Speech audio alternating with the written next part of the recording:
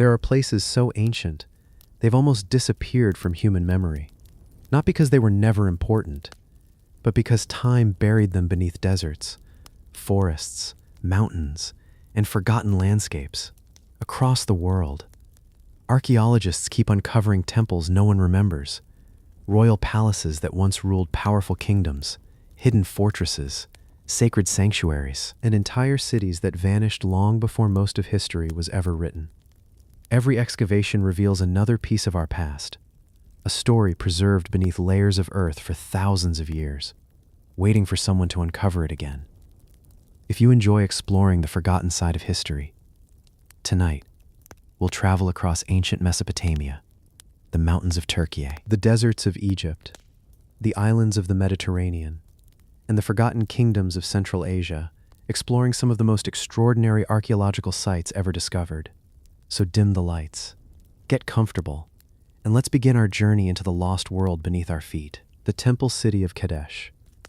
Among the rolling hills of northern Israel, where fertile valleys stretch toward the mountains of Galilee, the ruins of an ancient city lie quietly beneath the earth. Broken columns rest among wild grasses. Fragments of massive stone walls emerge from the soil. Ancient streets vanish beneath centuries of dust. To most visitors, it appears to be little more than a peaceful hill.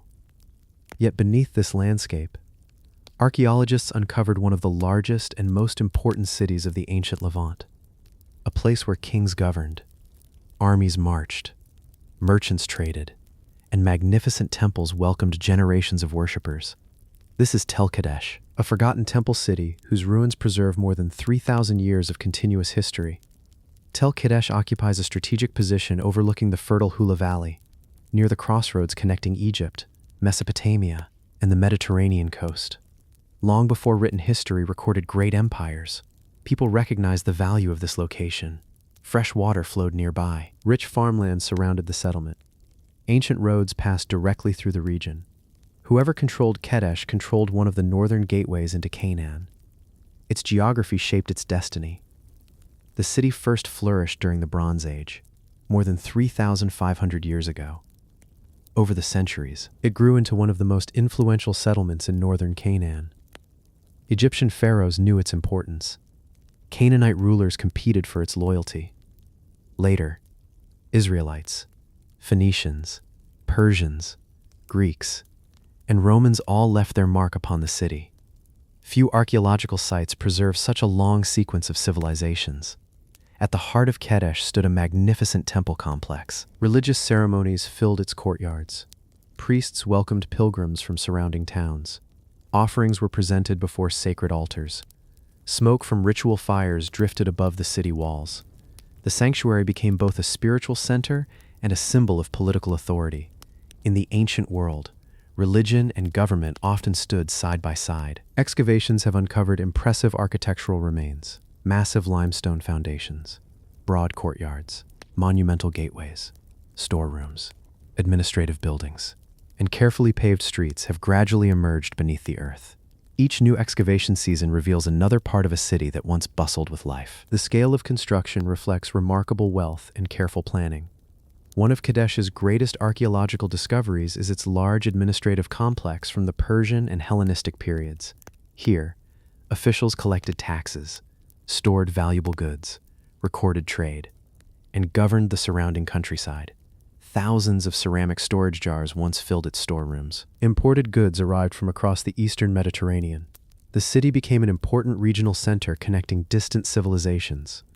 Archaeologists have recovered an extraordinary collection of artifacts: fine pottery, bronze tools, iron weapons, glass vessels, coins, jewelry, stone seals, and beautifully crafted figurines have all emerged from the ruins. Many objects originated far beyond the region. Greek pottery, Phoenician craftsmanship, and Persian administrative items demonstrate Kadesh's role within an international network of trade and diplomacy. The city was connected to the wider ancient world. One remarkable feature of Tel Kadesh is its continuous rebuilding. Generation after generation, older structures were demolished or expanded. New temples rose above earlier sanctuaries. Fresh streets crossed older neighborhoods.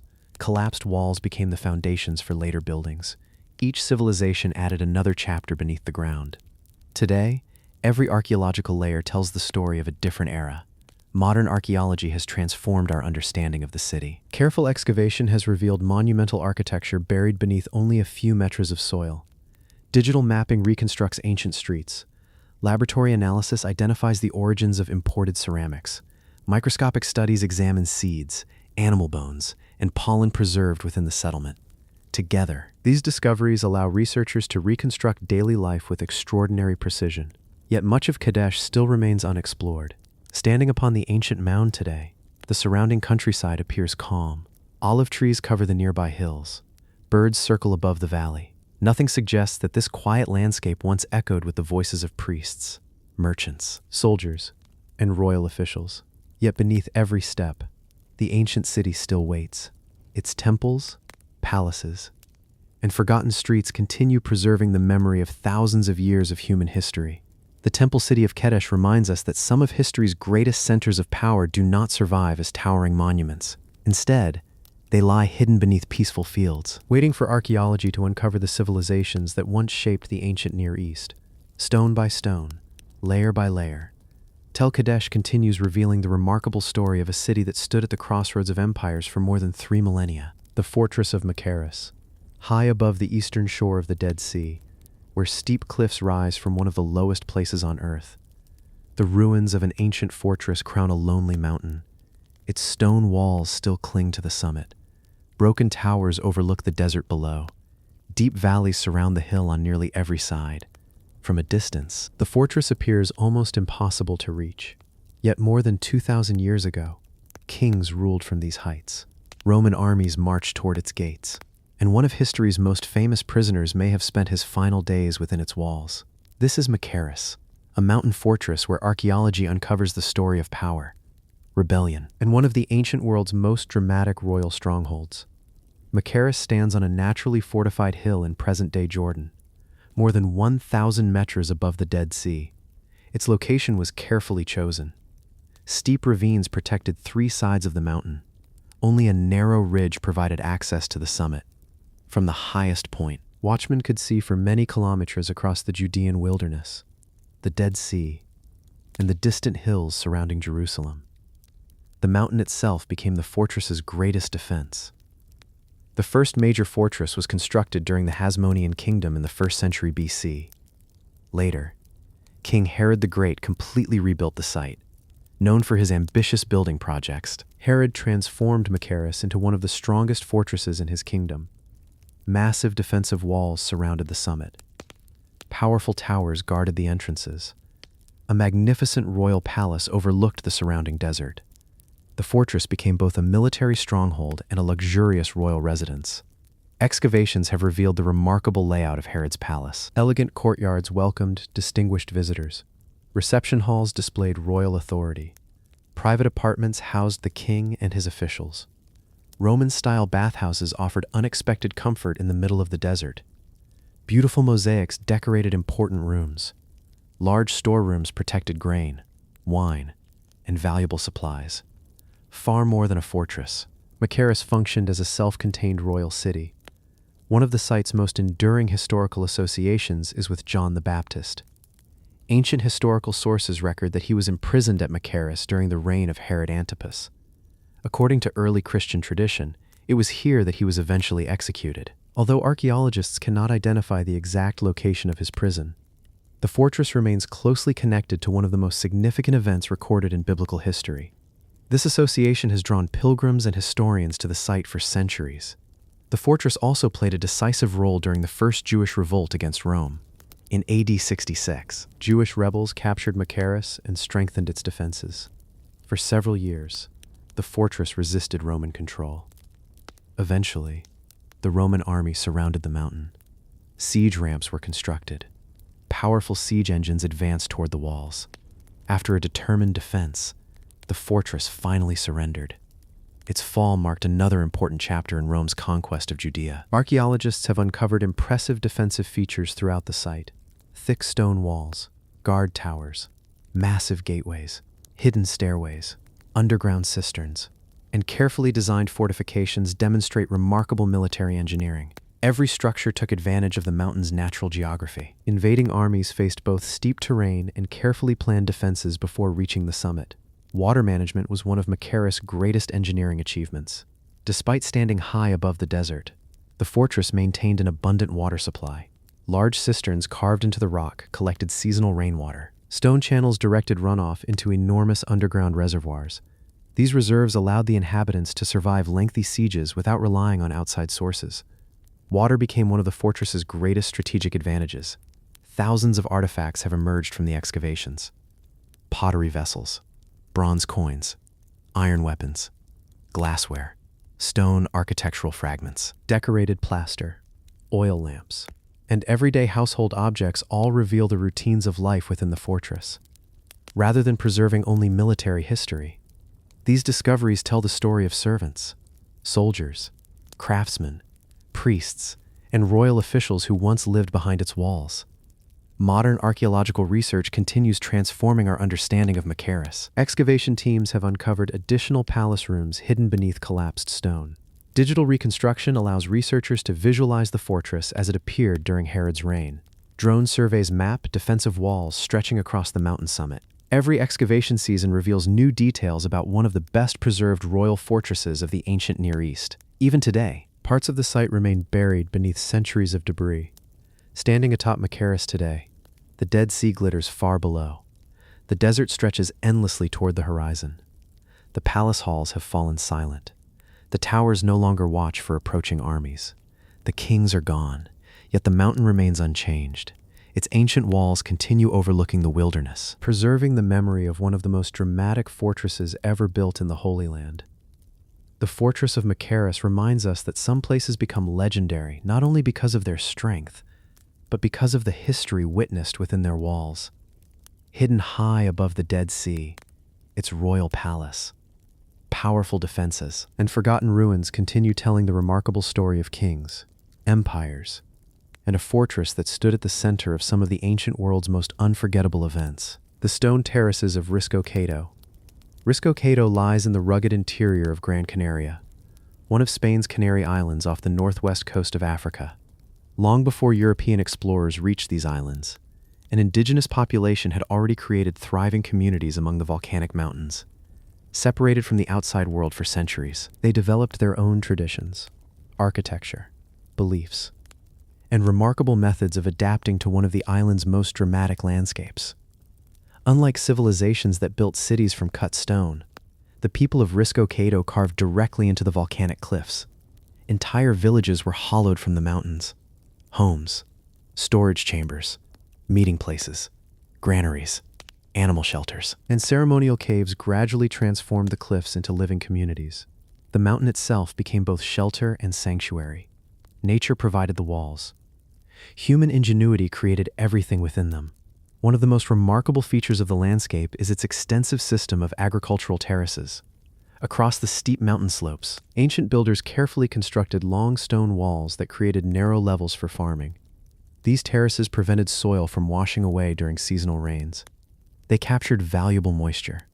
They allowed crops to grow where farming once seemed impossible. Every stone reflected generations of careful labor.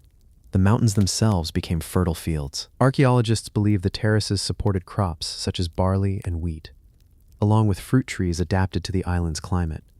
Water flowing down the mountains was carefully managed. Stone channels guided seasonal runoff. Small retaining walls reduced erosion.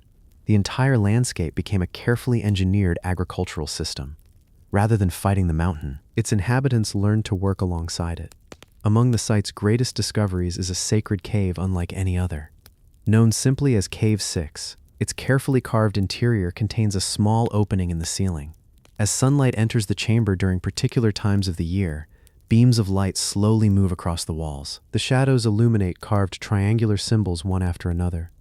Many archaeologists believe the chamber functioned as a solar calendar, helping ancient communities mark changing seasons, religious festivals, and the agricultural year. The mountain itself became an instrument for measuring time. The meaning of these mysterious carvings continues to be studied. Hundreds of engraved triangles cover the cave walls. Some researchers believe they symbolized fertility. Others suggest they represented sacred landscapes, stars, or important ceremonial beliefs. No written records survive to explain them. The people who created these symbols left behind only stone, leaving archaeology to interpret their silent language. Excavations throughout Risco Caido have uncovered pottery, grinding stones, bone tools, stone implements, storage jars, food remains, and countless everyday objects. These discoveries reveal a society that combined farming with animal husbandry, craftsmanship, and carefully organized communal life. Far from being isolated or primitive, the island's inhabitants developed sophisticated solutions perfectly suited to their environment. The surrounding archaeological landscape extends far beyond a single cave. Dozens of settlements, ceremonial sites, burial places, and agricultural terraces spread across neighboring valleys. Together, they form one of the largest surviving prehistoric cultural landscapes in the Atlantic. Every valley contributes another chapter to the story of the island's earliest people. Much of it still remains only partially explored. Modern archaeology continues revealing new details about Risco Caido. Laser scanning records, delicate carvings hidden inside the caves. Drone surveys map ancient terraces stretching across remote mountainsides. Environmental studies reconstruct changing climates and farming practices over thousands of years. Each discovery demonstrates that the island's ancient inhabitants possessed an impressive understanding of astronomy, engineering, and sustainable agriculture. Their achievements continue challenging long-held assumptions about isolated prehistoric societies. Standing among the cliffs today, the mountains remain almost unchanged. The terraces still follow the slopes. The caves continue sheltering silent chambers carved by human hands centuries ago. When sunlight enters the sacred cave, it performs the same journey across the stone walls that ancient priests may once have observed. Time continues moving. The mountain continues remembering. The stone terraces of Risco Caido remind us that some of history's greatest monuments were not built as towering temples or mighty fortresses. Instead, they were carved quietly into the landscape itself, hidden among the volcanic mountains of Gran Canaria. Its sacred caves, ancient terraces, and forgotten settlements preserve the remarkable story of a civilization that transformed stone into both home and calendar, leaving behind one of Europe's most extraordinary archaeological landscapes. The Fortress of Karanak. Karanak lies in Iran's Yazd province, a region famous for its scorching summers, cold desert nights, and almost endless stretches of arid land. Rainfall is scarce. Rivers are few. For thousands of years, communities here survived only through careful planning, ingenious engineering, and a deep understanding of the desert. Karanak became one of the finest examples of that achievement. The settlement stands beside important caravan routes that once linked central Iran with eastern Persia and Central Asia. Merchants traveled these roads carrying silk, spices, precious metals, ceramics, and textiles. Long journeys across the desert were dangerous. Travelers needed safe places to rest, find water, and protect their valuable goods. Karanak became one of those essential stopping points. Its walls offered security where the open desert offered none. The old village was built almost entirely from sun-dried mud brick. Rather than constructing homes separately, builders connected them together. Houses shared walls. Upper floors were linked by narrow passageways. Covered corridors crossed above the streets. The entire settlement functioned almost like a single enormous building. This unusual design strengthened the village, reduced exposure to the intense desert heat, and made defense far easier during times of danger. At the highest point stood the fortress itself. Strong defensive walls surrounded the settlement. Watchtowers overlooked every approach. Heavy wooden gates controlled access to the village. From these towers, guards could spot approaching caravans, unexpected visitors, or potential raiders long before they reached the entrance. The surrounding landscape provided little natural protection. The fortress supplied what nature could not. Walking through ancient Karanak was like entering a maze. Its streets were intentionally narrow. Many passageways turned sharply around corners. Some ended in small courtyards. Others climbed steep staircases toward rooftop terraces. To strangers, the layout could be confusing. But for the people who lived here, every path was familiar. The village itself became part of its own defense. One of Karanak's greatest engineering achievements was its water system. Without reliable water, permanent settlement would have been impossible. The villagers relied upon qanats, underground channels that carried groundwater across long distances without exposing it to the desert sun. These remarkable tunnels supplied fresh water to homes, fields, and gardens throughout the settlement. For centuries, the qanats allowed life to flourish where almost no surface water existed. Archaeological investigations have uncovered evidence of continuous occupation spanning many centuries. Homes, storehouses, mosques, workshops, granaries, animal shelters, and communal gathering places all reveal a remarkably self-sufficient community. Rather than serving only as a military fortress, Coronach functioned as a complete village where ordinary families lived, worked, raised children, and welcomed travelers crossing the desert. Excavations have recovered pottery, metal tools, coins, glass fragments, grinding stones, textiles, and countless everyday objects. These discoveries paint a picture of daily life rather than royal ceremony. Merchants repaired equipment before continuing their journeys. Craftsmen produced tools. Children played within the narrow streets. Families prepared meals behind thick mud brick walls that kept the interiors cool despite the relentless summer heat. The village also reflects centuries of changing history. Different dynasties repaired its walls. New houses were built above older foundations. Religious buildings were expanded. Trading networks shifted. Yet the settlement itself endured. Generation after generation, people adapted without abandoning the community that had protected their ancestors for centuries. Every layer of construction tells another chapter of life in the Iranian desert. Today, archaeologists continue documenting the fragile remains of Coronach. Laser scanning records leaning walls before further erosion occurs. Drone surveys map the entire fortified settlement from above. Conservation teams work to preserve ancient mud brick architecture that has survived earthquakes, harsh weather, and the passage of time. Even after decades of study, many parts of the old village remain only partially explored. Its quiet streets still hold stories waiting to be uncovered. Standing within Coronach today, the desert wind moves gently through empty alleyways. Wooden balconies creak above silent courtyards. The caravans no longer arrive. The marketplace has grown quiet. The watchtowers no longer scan the horizon. Yet the ancient village still stands, its towering mud brick walls rising from the desert exactly as they have for centuries. A reminder that even in one of the world's harshest landscapes, human determination found a way to endure. The fortress of Coronach reminds us that the greatest achievements of the ancient world were not always grand palaces or towering temples. Sometimes, they were communities built to survive against impossible odds. Hidden on the edge of Iran's great desert, its narrow streets, ingenious water systems, and towering mud brick walls preserve the remarkable story of a village where resilience became the strongest fortress of all. The temple quarter of Seleucia Pieria. Seleucia Pieria stands along the Mediterranean coast of southern Turkey, at the foot of the Nur Mountains, where a natural harbor once connected inland Syria with the sea. Founded by Seleucus I Nicator near the end of the 4th century BC, the city became the principal port of Antioch, one of the greatest capitals of the Hellenistic and Roman worlds. Merchant ships arrived daily. Grain, wine, marble, olive oil, glass, and luxury goods filled its busy docks.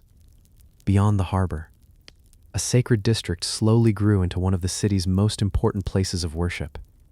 The temple quarter occupied a prominent position within the ancient city. Wide streets led visitors toward monumental sanctuaries. Stone stairways climbed gentle terraces. Public squares surrounded sacred buildings. For centuries, priests, pilgrims, merchants, and government officials passed through this district. Religion formed an important part of everyday life. The temples were not isolated monuments. They stood at the center of the community. Archaeological excavations have revealed impressive temple foundations buried beneath centuries of collapse. Massive limestone blocks still outline ceremonial platforms. Fragments of towering columns lie scattered across the ground. Decorated capitals, stone pavements, and carved architectural ornaments reveal the remarkable scale of the sanctuary. Although little of the upper structure survives, the foundations demonstrate that these were once among the city's finest buildings. The earliest temples were constructed during the Hellenistic period, when Greek traditions shaped much of the city's architecture. Large courtyards welcomed worshippers. Colonnaded entrances framed the sacred spaces. Altars stood beneath the open sky. Religious festivals brought together people from across the region. As generations passed, the sanctuary continued expanding alongside the growing city. When the Romans took control, the temple quarter entered another period of transformation. Existing sanctuaries were enlarged. New buildings appeared beside older shrines. Decorative marble replaced simpler stone. Monumental staircases connected different terraces. The district gradually reflected both Greek and Roman architectural styles. Rather than replacing the past, each generation built upon it. Excavations have uncovered evidence that the temple quarter was far more than a place of worship. Administrative buildings stood nearby. Storage rooms protected valuable offerings. Workshops produced objects used in religious ceremonies. Public gathering spaces surrounded the temples. The district functioned as both a spiritual center and an important part of the city's economy. Religion, trade, and civic life existed side by side. Thousands of artifacts have emerged from the excavations. Fine pottery, bronze coins, marble sculptures, glass vessels, stone inscriptions, oil lamps, terracotta figurines, and fragments of painted plaster have all been recovered. Many inscriptions preserve the names of benefactors who helped finance new construction. Others record religious dedications made by ordinary citizens. Together, they reveal a community deeply connected to its sacred traditions. One of Seleucia Pieria's greatest engineering achievements lay just beyond the temple quarter. The city developed an extraordinary system of tunnels, canals, and drainage works to protect itself from flooding caused by mountain streams. Roman engineers carved massive tunnels directly through solid rock.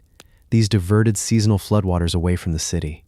Without this remarkable system, much of the temple quarter may have been repeatedly damaged by powerful winter floods. Engineering helped preserve both the city and its sacred monuments. Over the centuries, earthquakes reshaped the landscape. Some temples collapsed, others were rebuilt. As Christianity spread throughout the Eastern Roman Empire, several older religious buildings were abandoned or adapted for new purposes. The city's importance gradually declined. Trade shifted elsewhere. The harbor slowly filled with sediment. Eventually, much of Seleucia Pieria disappeared beneath the earth. Its sacred quarter fell silent. Modern archaeology continues revealing new sections of the ancient sanctuary. Ground surveys identify buried walls beneath surrounding fields.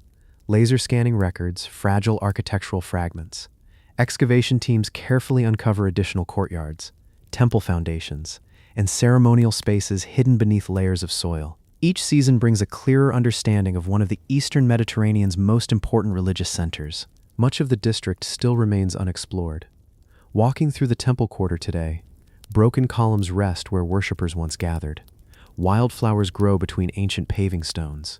The sounds of prayers have faded. The processions have ended. Yet the sacred landscape remains. Its weathered foundations continue preserving the memory of a city where religion, commerce, and imperial power came together beside one of the Mediterranean's busiest harbors. The temple quarter of Seleucia Pieria reminds us that the greatest ports of the ancient world were more than centers of trade.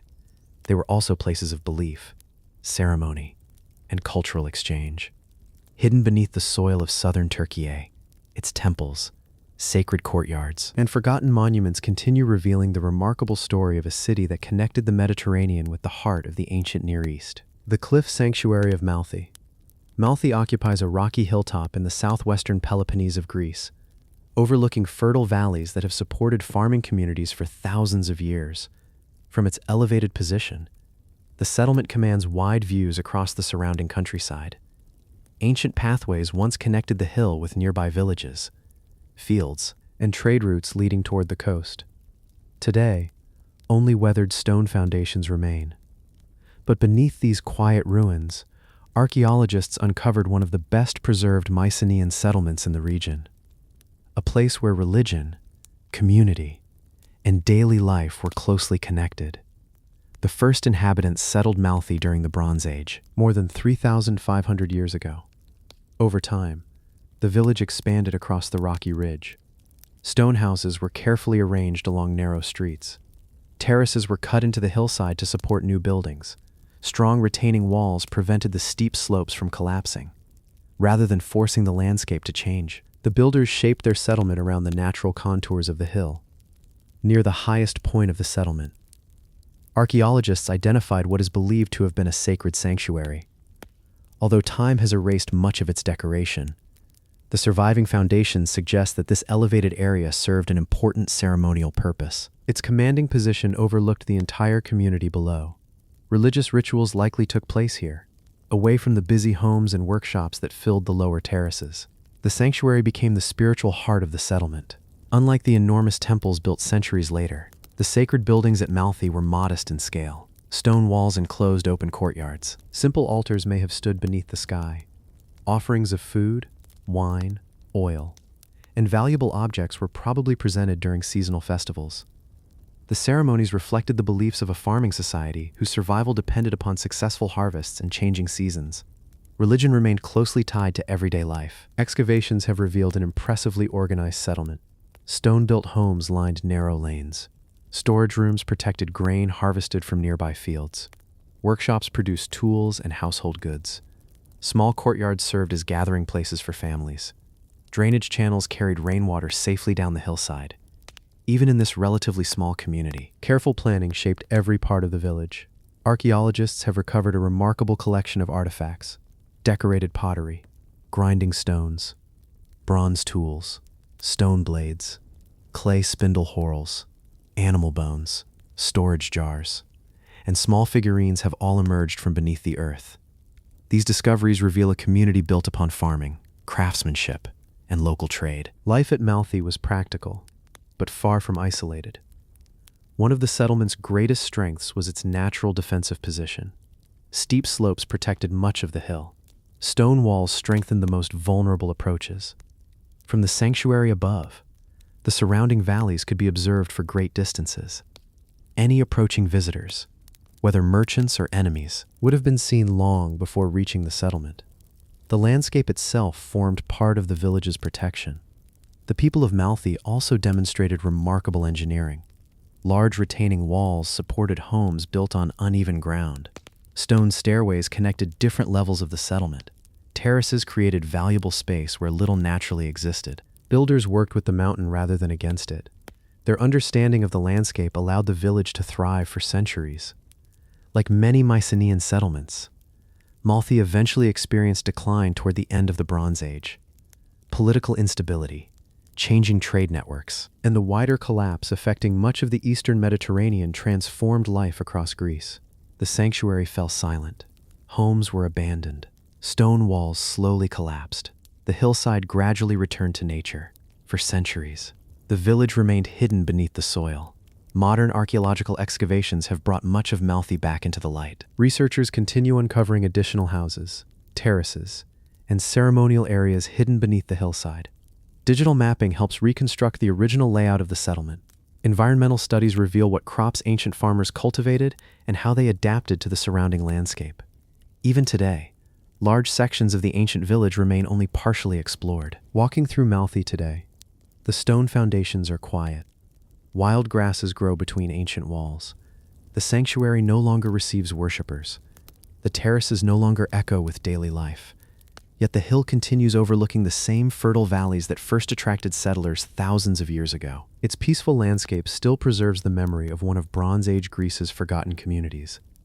The Cliff Sanctuary of Matthi reminds us that the ancient world was shaped not only by magnificent palaces and powerful kingdoms, but also by small hilltop settlements where faith, community, and survival were woven together. Hidden among the hills of Greece, its sacred sanctuary, stone terraces, and quiet ruins continue telling the remarkable story of a Mycenaean village that stood watch over the Peloponnese more than 3,000 years ago. The stone sanctuary of Eski Kerman.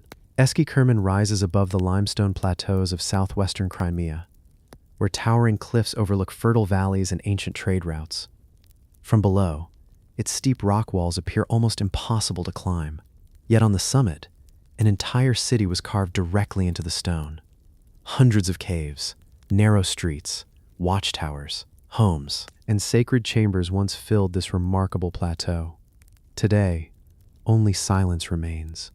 But beneath the weathered limestone, archaeologists continue uncovering the story of one of the medieval world's most extraordinary cave cities. The settlement of Eski Kerman was founded during the 6th century AD, as the Byzantine Empire strengthened its frontiers across the Crimean Peninsula. Its elevated position offered exceptional natural protection. Sheer cliffs defended nearly every side of the plateau. Only a few narrow paths allowed access to the summit. Builders reinforced these approaches with gates and defensive walls. The result was a fortress that relied as much on nature as on architecture. Over the following centuries, Eski Kerman grew into a thriving community. Families built homes directly into the limestone cliffs. Storehouses were carved beneath the streets. Workshops occupied larger chambers overlooking the valleys. Public squares connected different neighborhoods. Rather than constructing buildings from stone, the inhabitants transformed the mountain itself into their city.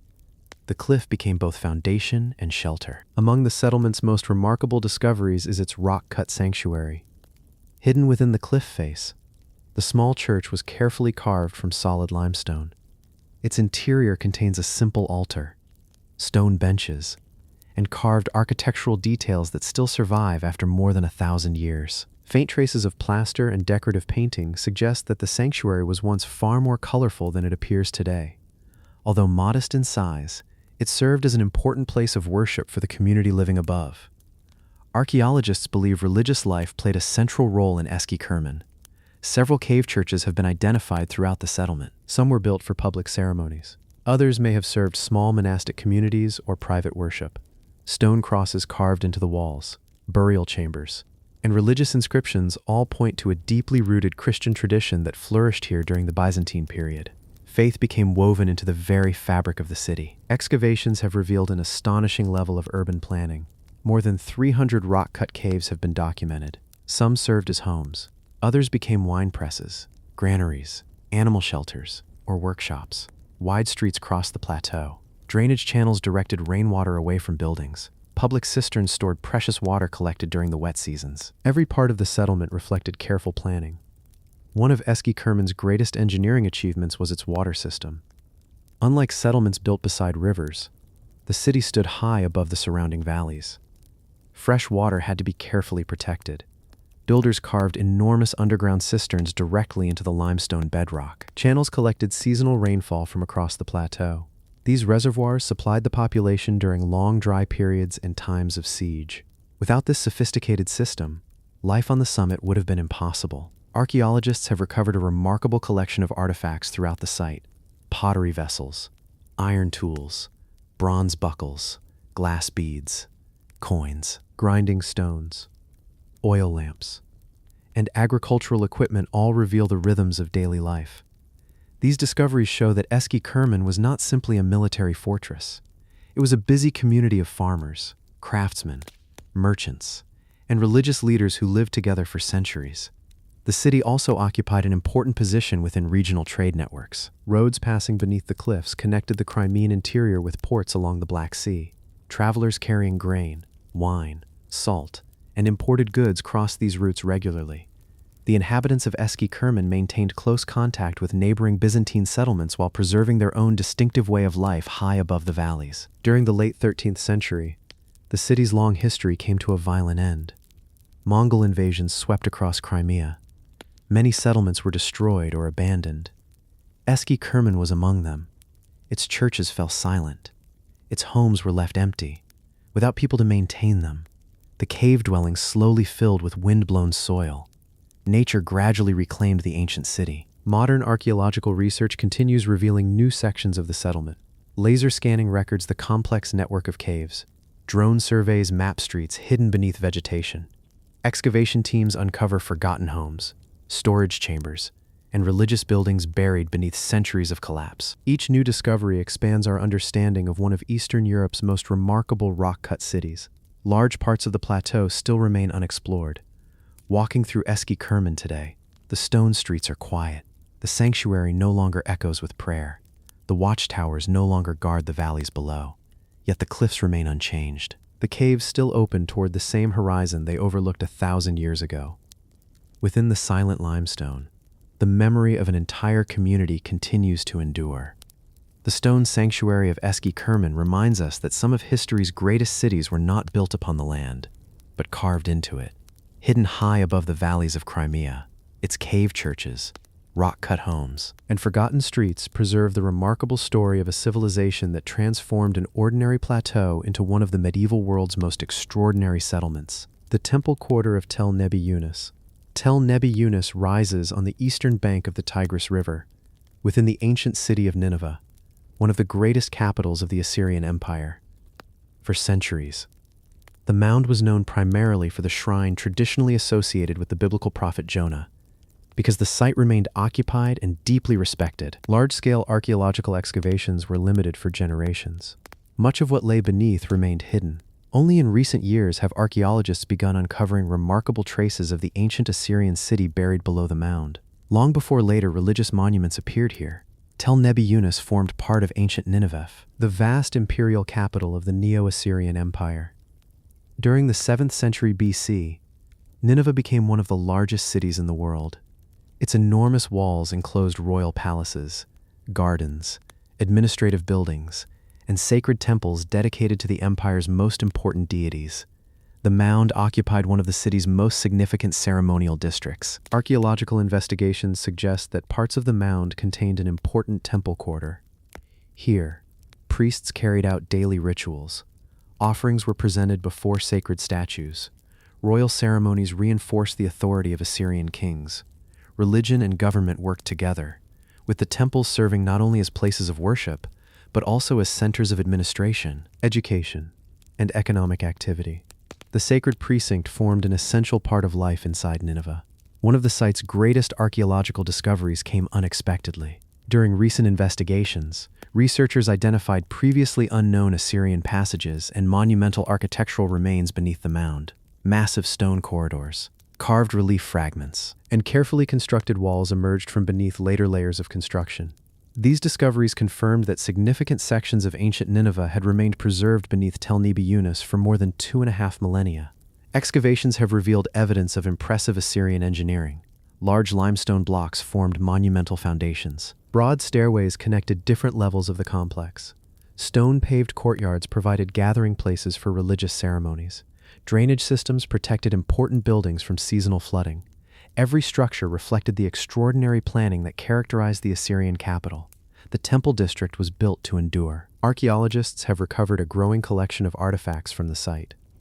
Decorated pottery, stone inscriptions, clay tablets, bronze objects, carved architectural fragments, seal impressions, and everyday household items have all contributed to reconstructing life around the sanctuary. Each discovery provides another glimpse into the routines of priests, officials, craftsmen, and workers who served within the sacred quarter. Among the most remarkable finds are fragments of Assyrian relief sculpture. Although many remain incomplete, they display the exceptional craftsmanship for which Nineveh became famous.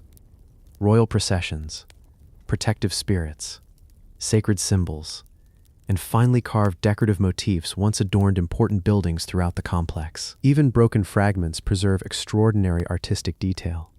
They remind archaeologists of the magnificence that once surrounded the temple district. The history of Tel Nebi Yunus did not end with the fall of the Assyrian Empire. After Nineveh was conquered in 612 BC, later civilizations continued using the mound. Over the centuries, new religious buildings were constructed. Communities settled around the site. Each generation added new layers above the older Assyrian remains. Rather than disappearing, the ancient city became buried beneath centuries of continuous history. Modern archaeology at Tel Nebi Yunus presents unusual challenges. Researchers must carefully balance excavation with the preservation of later religious and historical structures. Advanced technologies, including ground-penetrating surveys, three-dimensional mapping, and digital recording, allow archaeologists to investigate buried architecture while minimizing disturbance to the site. Each season reveals new information without erasing the history built above it. Despite these discoveries, much of the ancient temple quarter remains hidden. Large sections still lie beneath untouched layers of earth. Every newly exposed wall raises fresh questions about the organization of sacred life inside Nineveh. Researchers believe some of the site's most significant discoveries may still await excavation beneath the mound. The story is far from complete. Standing on Tel Nebi Yunus today, it is difficult to imagine the enormous Assyrian temples that once dominated this landscape. The chants of priests have faded. The processions have ended. The kings who worshipped here have long since disappeared. Yet beneath the mound, the foundations of one of history's greatest cities continue waiting in silence. Every carefully uncovered stone brings archaeologists one step closer to understanding the spiritual heart of ancient Nineveh. The temple quarter of Tel Nebi Yunus reminds us that some of archaeology's greatest discoveries remain hidden beneath places that never lost their importance. For thousands of years, successive civilizations built upon the same sacred ground. Hidden beneath the ancient mound of Nineveh, its temples, monumental corridors, and forgotten sanctuaries continue revealing the remarkable story of an empire whose influence once stretched across the ancient Near East. The ritual sanctuary of Pachacamac Hill. Pachacamac stands on a series of low desert hills overlooking Peru's Pacific coast, just south of modern Lima, where dry valleys meet the vast waters of the ocean. From a distance, its stepped pyramids appear to rise naturally from the desert. Broad ceremonial plazas stretch across the landscape. Stone temples overlook ancient roads once traveled by pilgrims from every corner of the Andes. For more than 1,000 years, this was one of South America's most sacred religious centers, a place where rulers sought divine guidance.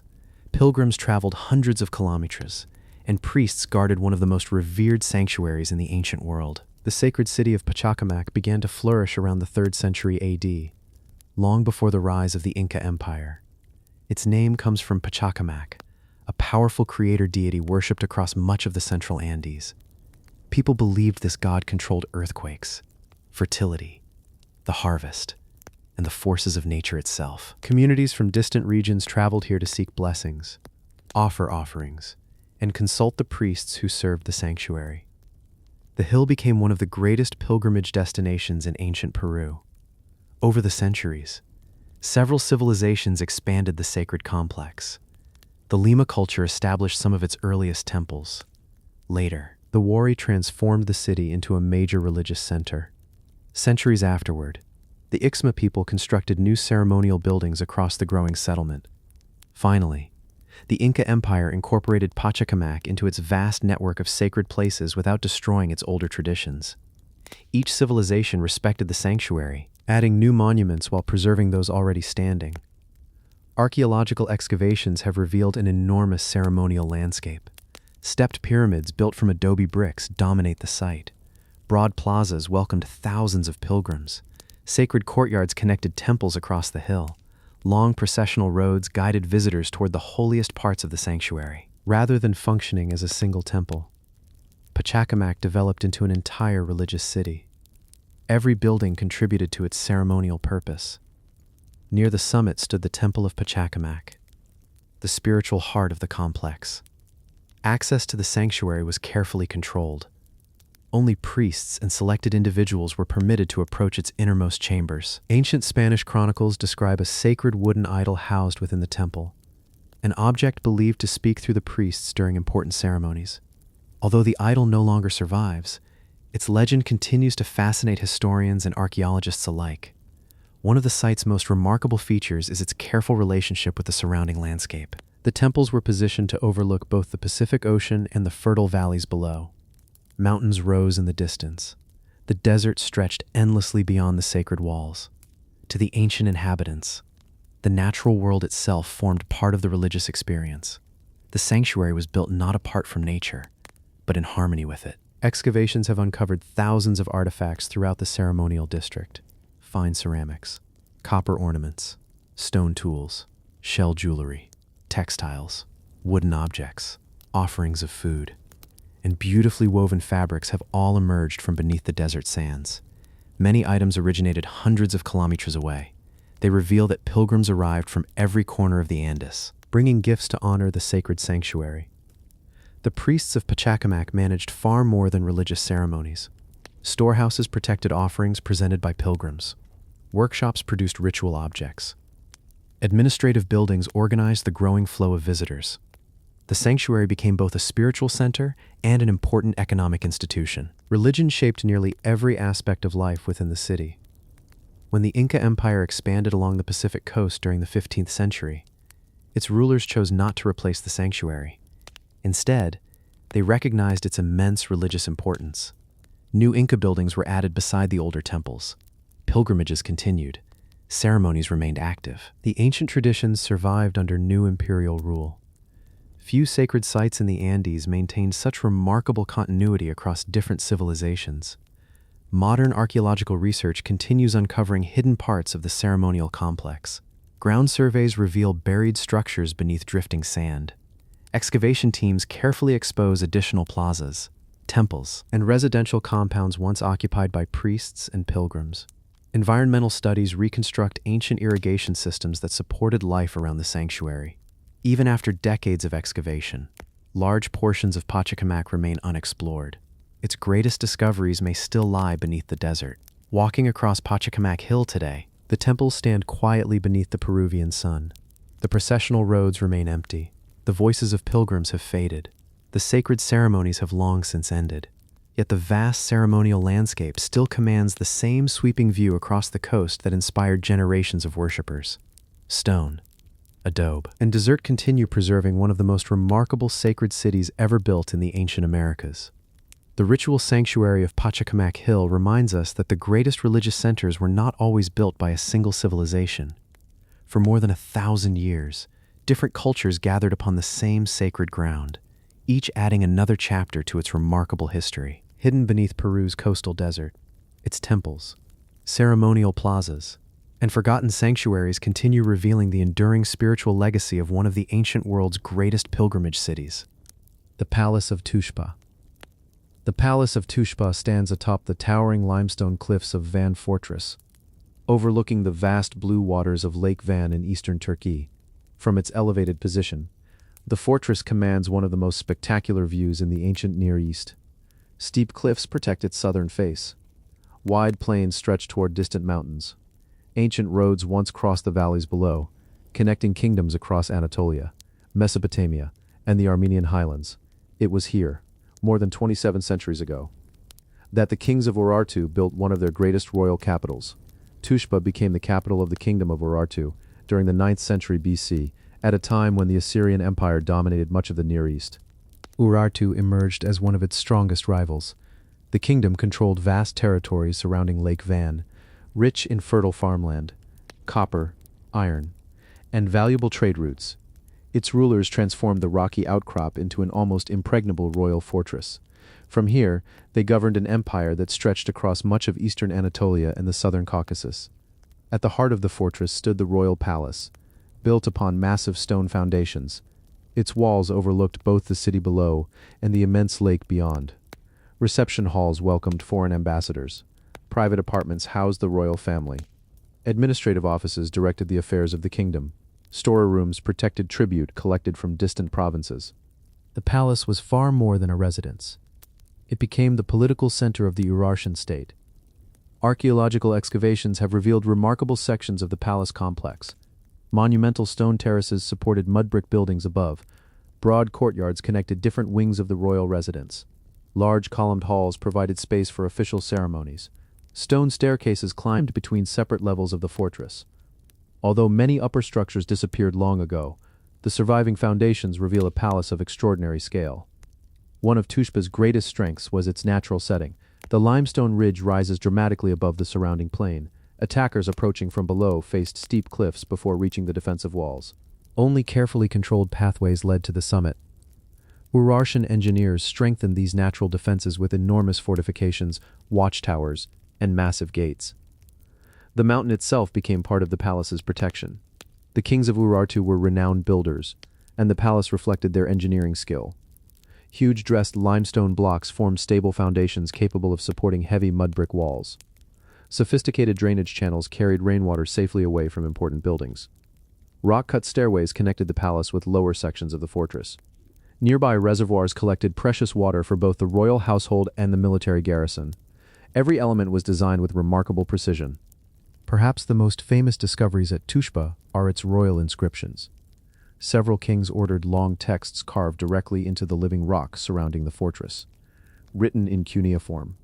These inscriptions recorded military victories, construction projects, religious dedications, and the achievements of successive rulers.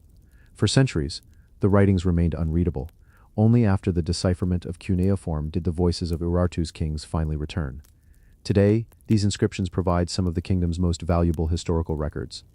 Archaeologists have uncovered a remarkable collection of artifacts throughout the palace complex. Bronze weapons, iron tools, decorated pottery, stone seals, jewelry, ceramic storage jars, bronze cauldrons, and fragments of finely carved furniture all help reconstruct life inside the royal residence. Some objects demonstrate extraordinary craftsmanship, reflecting the wealth and artistic sophistication of the Urartian court. Others reveal the practical routines of palace officials, servants, and soldiers who maintained the kingdom's capital. Religion also played an important role within the palace. Nearby temples honored Haldi, the supreme god of the Urartian pantheon. Kings presented offerings before military campaigns. Religious festivals strengthened the bond between the monarchy and the gods.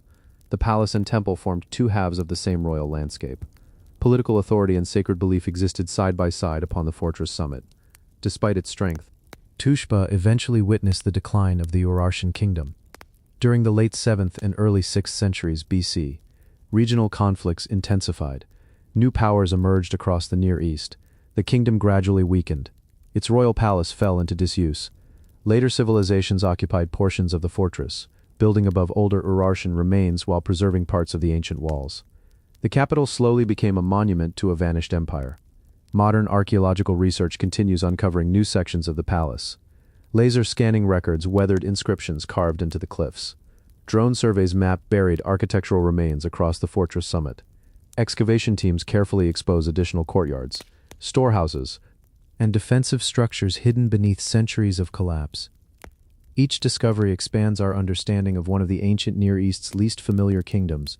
Even today, large areas of the palace remain unexplored. Standing atop Van Fortress today, Lake Van stretches across the horizon like an inland sea. The royal halls have disappeared. The banners of Urartu no longer fly above the towers. The kings who once ruled from these cliffs have faded into history, yet the stone foundations remain. They continue overlooking the same valleys, the same mountains, and the same ancient roads that first inspired the builders of Tushpa nearly 3,000 years ago. The Palace of Tushpa reminds us that some of history's greatest kingdoms have almost vanished from popular memory. Hidden above the shores of Lake Van, its royal palace, monumental inscriptions, and mighty fortress preserve the remarkable story of Urartu, a civilization that once challenged the greatest empires of the ancient world and left behind one of the Near East's most impressive mountain capitals. The Temple of Tepe Ozbaki. Tepe Ozbaki rises from the fertile plains of northern Iran, where the Alborz Mountains overlook one of the oldest continuously inhabited regions of the Near East. At first glance, it appears to be an ordinary archaeological mound, low hills of earth, scattered stones, and the outlines of ancient walls barely rise above the surrounding fields. Yet beneath these quiet layers, archaeologists have uncovered the remains of a remarkable prehistoric settlement, including one of the earliest known temple complexes in the region. Its discoveries offer a rare glimpse into the beliefs of communities that lived thousands of years before the great empires of Persia. Tepe Ozbaki was occupied for an extraordinarily long period. Excavations have revealed settlements dating back to the 6th millennium BC, more than 7,000 years ago. Generation after generation, communities built new homes upon the remains of older ones. Mud brick houses gradually gave way to larger public buildings. As centuries passed, the mounds slowly grew higher, creating the layered landscape archaeologists investigate today. Each level preserves another chapter of prehistoric Iran. One of the site's most important discoveries is its temple complex. Unlike later monumental stone sanctuaries, the temple at Tepe Ozbaki was built almost entirely from mud brick. Its thick walls enclosed carefully planned ceremonial rooms. Open courtyards surrounded the central structure. Raised platforms may have supported altars or sacred objects used during religious ceremonies, although modest in appearance. The building represented one of the earliest examples of organized ceremonial architecture in the region. Archaeologists believe the sanctuary served as a gathering place for the surrounding community. Seasonal ceremonies may have celebrated successful harvests, the arrival of spring, or the changing cycles of nature. Offerings of food, pottery, and carefully crafted objects were likely presented within the sacred space. Long before written religion appeared, communities were already constructing places dedicated to shared belief and ritual. Excavation has revealed that the temple changed repeatedly over time. Older buildings were carefully dismantled. New sanctuaries rose directly above them. Walls were repaired. Courtyards expanded. Rooms were redesigned to meet changing ceremonial needs. Rather than abandoning the sacred ground, each generation renewed it. The same location remained spiritually important for centuries. The architecture of the temple reflects remarkable planning. Builders used thousands of carefully shaped mud bricks to create thick, load-bearing walls. Large storage rooms stood beside ceremonial chambers. Stone foundations strengthened important corners. Floors were repeatedly resurfaced with fresh layers of plaster, even without monumental stone architecture. The builders demonstrated impressive engineering and construction skills. Archaeologists have uncovered a remarkable collection of artifacts throughout the sanctuary. Painted pottery, clay figurines, stone tools, grinding stones, bone implements, decorative beads, animal remains, and fragments of ritual vessels have all emerged from the excavation. Some objects appear to have been placed deliberately within the temple, suggesting ceremonial deposits rather than ordinary household refuse. These discoveries continue helping researchers understand some of the earliest religious practices in prehistoric Iran. One of the most fascinating aspects of Tepe Ozbaki is its evidence for gradual social change. The earliest inhabitants lived in relatively simple farming communities. Over time, public architecture became increasingly elaborate. Craft production expanded. Ceremonial spaces grew larger. The temple reflects a society becoming more organized. With religious life beginning to unite larger communities under shared traditions, the settlement preserves the slow emergence of complex civilization. Environmental studies have also revealed much about daily life. Researchers recovered ancient seeds, charred grain, animal bones, and pollen preserved within the archaeological layers. These tiny discoveries show that the inhabitants cultivated wheat and barley, raised sheep, goats, and cattle, and carefully managed the fertile plains surrounding the settlement. Agriculture supported both the village and its growing ceremonial center. Modern archaeological investigations continue uncovering new sections of the mound. Careful excavation reveals additional buildings buried beneath later occupation. Laboratory analysis studies pottery pigments, construction techniques, and microscopic plant remains. Digital mapping allows researchers to reconstruct the changing layout of the settlement across thousands of years, even after decades of work. Large portions of Tepe Ozbaki remain untouched beneath the earth. Its earliest secrets may still lie hidden below. Standing upon the mound today, the surrounding fields appear peaceful. The mountains rise quietly beyond the horizon. Nothing suggests that this landscape once echoed with ceremonies performed more than 7,000 years ago. The temple has long since collapsed. Its priests are forgotten. Its rituals remain unknown. Yet beneath the soil, the foundations continue preserving one of the earliest chapters in the spiritual history of the Iranian plateau. The Temple of Tepe Ozbaki reminds us that the origins of civilization were not shaped only by kings and empires. Long before great palaces or monumental cities appeared, small farming communities were already building sacred places, gathering together in shared ceremonies, and laying the foundations for the religious traditions that would shape the ancient world for thousands of years to come. The ritual landscape of Sarmashseh. Sarmashseh lies within a narrow mountain valley in southeastern Uzbekistan, where rocky cliffs rise above seasonal streams and open grasslands. At first glance, the valley appears quiet. Wind moves through scattered juniper trees. Dark boulders cover the hillsides. The landscape seems untouched by history, yet almost every rock tells a story. Across the valley, thousands of ancient carvings cover the stone. Hunters pursue wild animals. Priests perform mysterious ceremonies. Strange human figures dance beneath the sun. For thousands of years, people return to this valley to leave messages that still remain visible today. Sarmashseh is home to one of Central Asia's largest collections of prehistoric rock art. More than 10,000 petroglyphs have been documented across the surrounding hills. Some were carved over 4,000 years ago during the Bronze Age. Others belong to the Iron Age, the early nomadic cultures, and even later historical periods. Generation after generation, different people added their own images to the same landscape. The valley became a living archive carved into stone. Unlike ancient cities buried beneath the earth, Sarmashseh was never enclosed by walls. Its monuments are spread across the natural landscape. Rocky slopes became sacred galleries.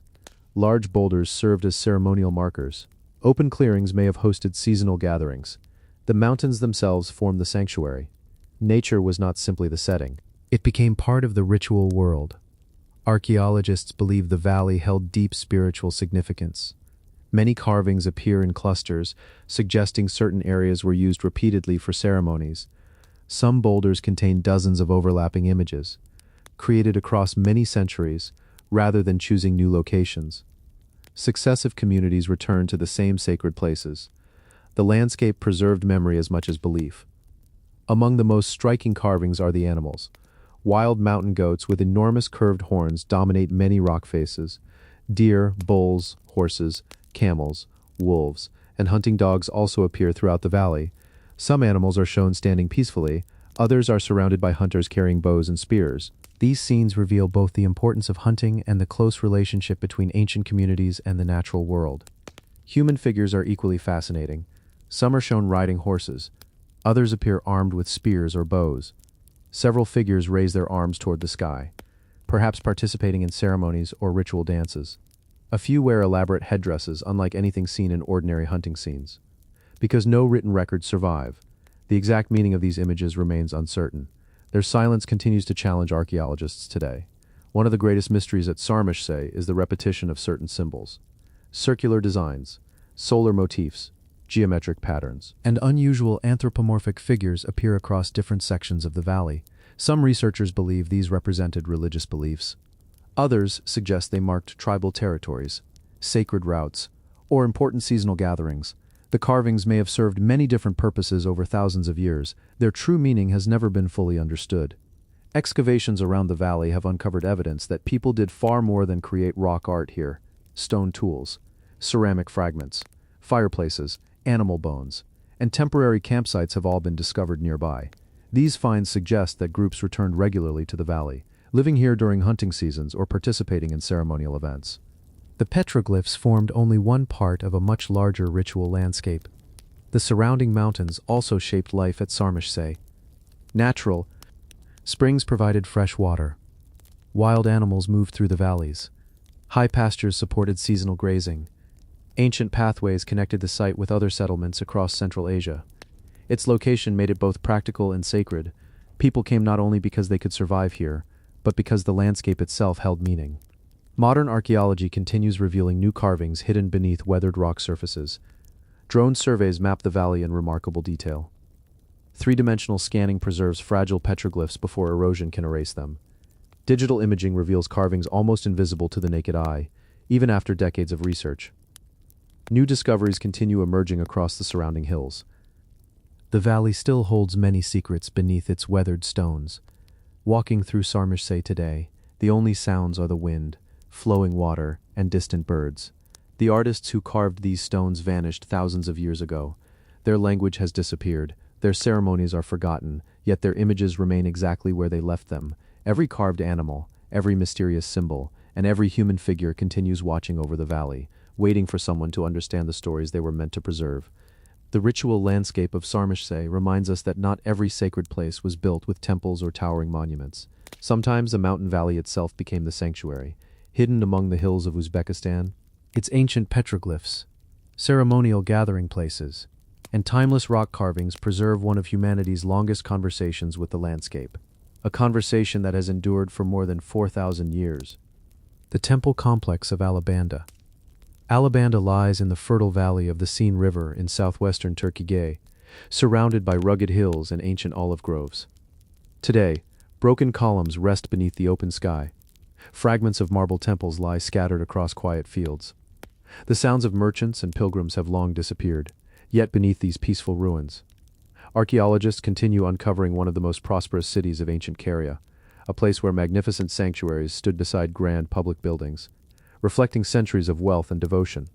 Alabanda first emerged as an important settlement long before the arrival of the Romans. Its position along major inland trade routes connected the Aegean coast with the interior of Anatolia. Merchants carrying wine, olive oil, textiles, and precious metals regularly passed through the city. As commerce flourished, so did its public monuments. Temples, theaters, bathhouses, and administrative buildings gradually transformed Alabanda into one of the region's leading urban centers. The temple complex occupied one of the city's most prominent locations. Broad marble streets guided visitors toward the sacred precinct. Colonnaded courtyards surrounded the sanctuary. Stone staircases connected different terraces.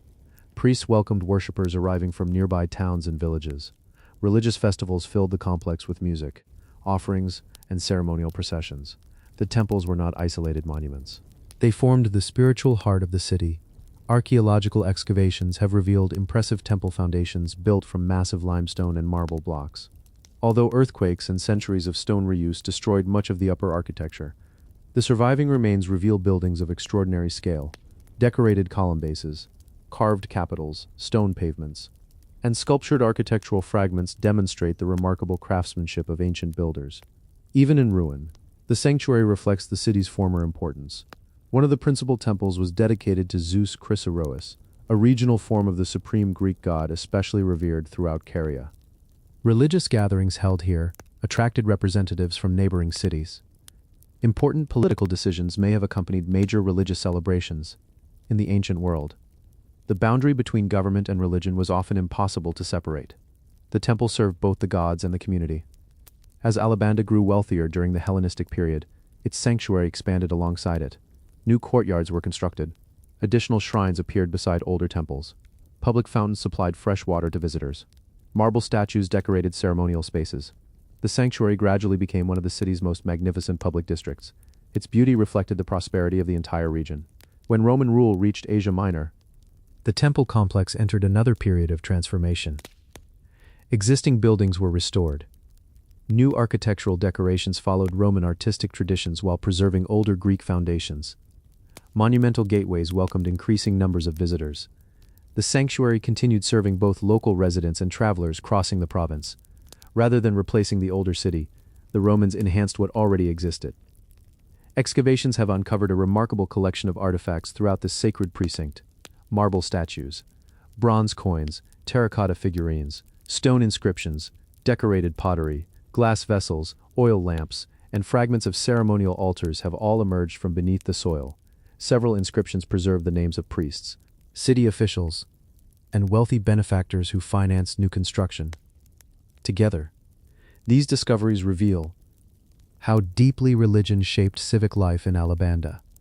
The temple complex was only one part of a much larger urban landscape. Nearby stood one of the largest theaters in ancient Caria. Public bathhouses welcomed residents throughout the day. Markets filled surrounding streets with traders and craftsmen. Wide avenues connected the sanctuary with the city's administrative center. Religion, commerce, entertainment, and government all existed within walking distance of one another. Alabanda functioned as a vibrant and carefully planned city. Over the centuries, earthquakes repeatedly damaged the sanctuary. Political power shifted across Anatolia. Trade routes gradually changed as Christianity spread through the Roman Empire. Many older pagan temples were abandoned. Some buildings were dismantled to provide stone for later settlements. Others slowly collapsed beneath wind, rain, and vegetation. The once buzzy sanctuary gradually disappeared beneath layers of earth. Modern archaeology continues bringing Alabanda back into view. Excavation teams carefully expose additional temple foundations, ceremonial courtyards, and marble streets hidden beneath centuries of debris. Drone surveys reveal the city's original layout. Laser scanning records delicate carvings before erosion can erase them. Each season uncovers another piece of one of Western Turkey's forgotten classical cities. Much of the sanctuary still remains buried. Walking through Alabanda today, the marble columns no longer support temple roofs. The altars stand empty. The festivals have faded into history. Yet the sacred precinct still overlooks the same fertile valley that sustained the city for centuries. Its weathered stones continue preserving the memory of a place where faith, architecture, and civic life came together in remarkable harmony. The temple complex of Alabanda reminds us that the greatness of the ancient world was built not only by famous capitals, but also by prosperous regional cities whose influence stretched across entire landscapes. Hidden among the valleys of southwestern Turkey, its temples, marble streets, and forgotten sanctuaries continue revealing the story of a community that flourished for centuries before quietly returning to the earth. The Temple of Medinet Mahdi. The Temple of Medinet Mahdi stands deep within Egypt's Fayum oasis, far from the crowded monuments of Luxor and Giza, surrounded by desert sands. Its weathered stone walls rise quietly above the ancient landscape. Few visitors reach this remote sanctuary today, yet thousands of years ago, this was one of the most important religious centers in the Western Nile region. Kings expanded it. Priests served within its halls. Pilgrims crossed the desert to worship here. Hidden from the better-known monuments of Egypt, Medinet Mahdi preserves one of the country's oldest surviving temples, still standing largely in its original form. The settlement flourished in the fertile Fayum Depression, a natural oasis connected to the Nile through an elaborate network of waterways. Unlike the harsh desert surrounding it, the region supported rich farmland. Fields of wheat and barley stretched across the landscape. Date palms and fruit trees flourished beside irrigation canals. For thousands of years, the oasis became one of Egypt's most productive agricultural regions. Its prosperity allowed important religious centers like Medinet Mahdi to grow. The earliest temple was built during Egypt's Middle Kingdom, around the 19th century BC. Pharaoh Amenemhat III, one of the greatest builders of the 12th dynasty, ordered the construction of the original sanctuary. Later, his successor, Amenemhat IV, continued expanding the complex. Unlike many temples that survive only as scattered ruins, large portions of Medinet Mahdi's original stone structure remain remarkably well preserved. It offers archaeologists a rare opportunity to study Middle Kingdom temple architecture almost as it once appeared. The temple was dedicated primarily to the cobra goddess Renenutet, the protector of harvests, granaries, and agricultural abundance. Alongside her, the crocodile god Sobek, closely associated with the waters of the Fayum, also received worship within the sanctuary. Together, these deities represented the prosperity that sustained life throughout the oasis. Religion here reflected the close relationship between farming, nature, and survival. Archaeological excavations have revealed a carefully planned sacred complex. Monumental gateways welcomed worshippers, stone courtyards led toward the sanctuary, narrow ceremonial halls guided visitors deeper into the temple. At the heart of the building, the innermost sanctuary housed the sacred cult statues, accessible only to priests and the highest religious officials. Every room followed a carefully organized sequence that reflected ancient Egyptian religious traditions. The walls of Medinet Mahdi preserve some of the finest inscriptions from the Middle Kingdom. Beautiful hieroglyphs record royal dedications, religious ceremonies, offerings to the gods, and the names of the kings who built the sanctuary. Many carvings remain astonishingly sharp, despite nearly 4,000 years of exposure. These inscriptions provide historians with valuable information about one of Egypt's most prosperous periods. The stones continue speaking in the language of the pharaohs. Centuries later, during the Ptolemaic and Roman periods, the temple entered a new phase of development. Additional courtyards, administrative buildings, and residential quarters were constructed around the original sanctuary. The sacred complex expanded into a thriving religious settlement. Pilgrims, priests, artisans, and government officials all contributed to the growing community surrounding the temple. Old traditions continued even as new rulers governed Egypt. Excavations have uncovered a remarkable collection of artifacts throughout the site. Decorated pottery, bronze tools, stone statues, oil lamps, coins, jewelry, painted plaster, and fragments of ritual furniture have all emerged from beneath the sand. These discoveries reveal both the ceremonial life of the temple and the everyday routines of the people who maintained it. The sanctuary functioned not only as a place of worship, but also as the center of a living community. One of Medinet Mahdi's greatest strengths was its location, although surrounded by desert. The fertile oasis supplied abundant food and fresh water. Ancient canals irrigated nearby fields. Caravan routes linked the settlement with the Nile Valley. Merchants carried goods across the desert, while pilgrims traveled to honor the gods. The temple became both a spiritual destination and an important stop along regional trade networks. Modern archaeology continues revealing new sections of the ancient settlement. Excavation teams carefully uncover additional houses, storehouses, and ceremonial buildings buried beneath drifting sand. Laser scanning records fragile hieroglyphic inscriptions before erosion can damage them. Environmental studies reconstruct the ancient irrigation system that supported the oasis for thousands of years. Even today, large portions of Medinet Mahdi remain unexplored beneath the desert. Walking through the temple today, the sandstone walls still glow beneath the Egyptian sun. The sanctuary remains remarkably intact. The priests have long since departed. The offerings have ceased. The sacred processions no longer cross the courtyards. Yet the temple continues overlooking the fertile oasis exactly as it did nearly 4,000 years ago. Its quiet halls preserve the memory of one of Egypt's oldest surviving sacred places. The Temple of Medinet Mahdi reminds us that the greatest treasures of ancient Egypt are not always found beside the Nile or beneath famous pyramids. Sometimes, they stand quietly within remote desert oases, far from the crowds, hidden among the fertile lands of the Fayum. Its ancient sanctuary, beautiful hieroglyphs, and enduring stone walls continue revealing the remarkable story of a temple that has survived almost unchanged since the age of the Middle Kingdom. The Sanctuary of Claros. The Sanctuary of Claros lies in a quiet valley near the Aegean coast of western Turkey, only a short distance from the ancient city of Colophon. Today, the valley is peaceful. Marble columns lie where they fell centuries ago. Broken walls emerge between olive trees and wildflowers. A shallow stream still flows beside the ruins, just as it did in antiquity, yet for nearly 1,000 years. This was one of the most respected oracle sanctuaries of the ancient Greek world. Kings, generals, merchants, and ordinary pilgrims traveled enormous distances to seek answers from the gods. Unlike bustling cities built around harbors or trade routes, Claros occupied a secluded landscape. Its isolation was intentional. Ancient visitors left behind the noise of everyday life before entering the sacred valley. The surrounding hills created a sense of separation from the outside world. As pilgrims walked toward the sanctuary, the towering temple gradually appeared before them. The journey itself became part of the religious experience. The sanctuary was dedicated to Apollo, the Greek god of prophecy, music, healing, and light, alongside Apollo. His twin sister Artemis and their mother Leto were also honored within the sacred precinct. Together, these deities formed one of the most important religious centers in western Anatolia. The sanctuary became famous not for grand festivals alone, but for the mysterious prophecies delivered by Apollo's priests. Archaeological evidence suggests that Claros began as a sacred site during the early Iron Age. Over the centuries, its importance steadily increased. By the Hellenistic period, large temples, monumental gateways, sacred courtyards, and ceremonial buildings filled the valley. Roman emperors later expanded many of these structures, transforming Claros into one of the finest oracle sanctuaries in the eastern Mediterranean. At the center of the sanctuary stood the magnificent Temple of Apollo, built from gleaming marble. Its enormous columns supported an impressive roof visible from across the valley.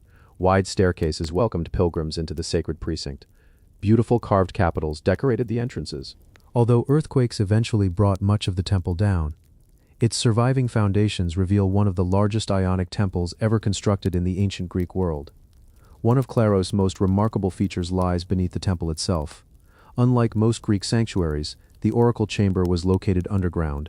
A narrow stone passage led priests into a hidden vaulted room below the sanctuary.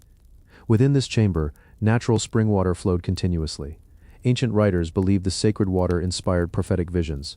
Only specially chosen priests entered this mysterious underground space. Pilgrims waited above, listening for the divine messages that emerged from the darkness below. Archaeologists continue studying how the oracle functioned. Ancient inscriptions describe visitors arriving from cities across the Mediterranean. Some sought advice before wars. Others asked about famine, disease, political disputes, or the founding of new colonies. Unlike spontaneous prophecies, questions were carefully recorded. Priests prepared elaborate rituals before delivering Apollo's response. The sanctuary became a place where religion and decision-making were deeply connected.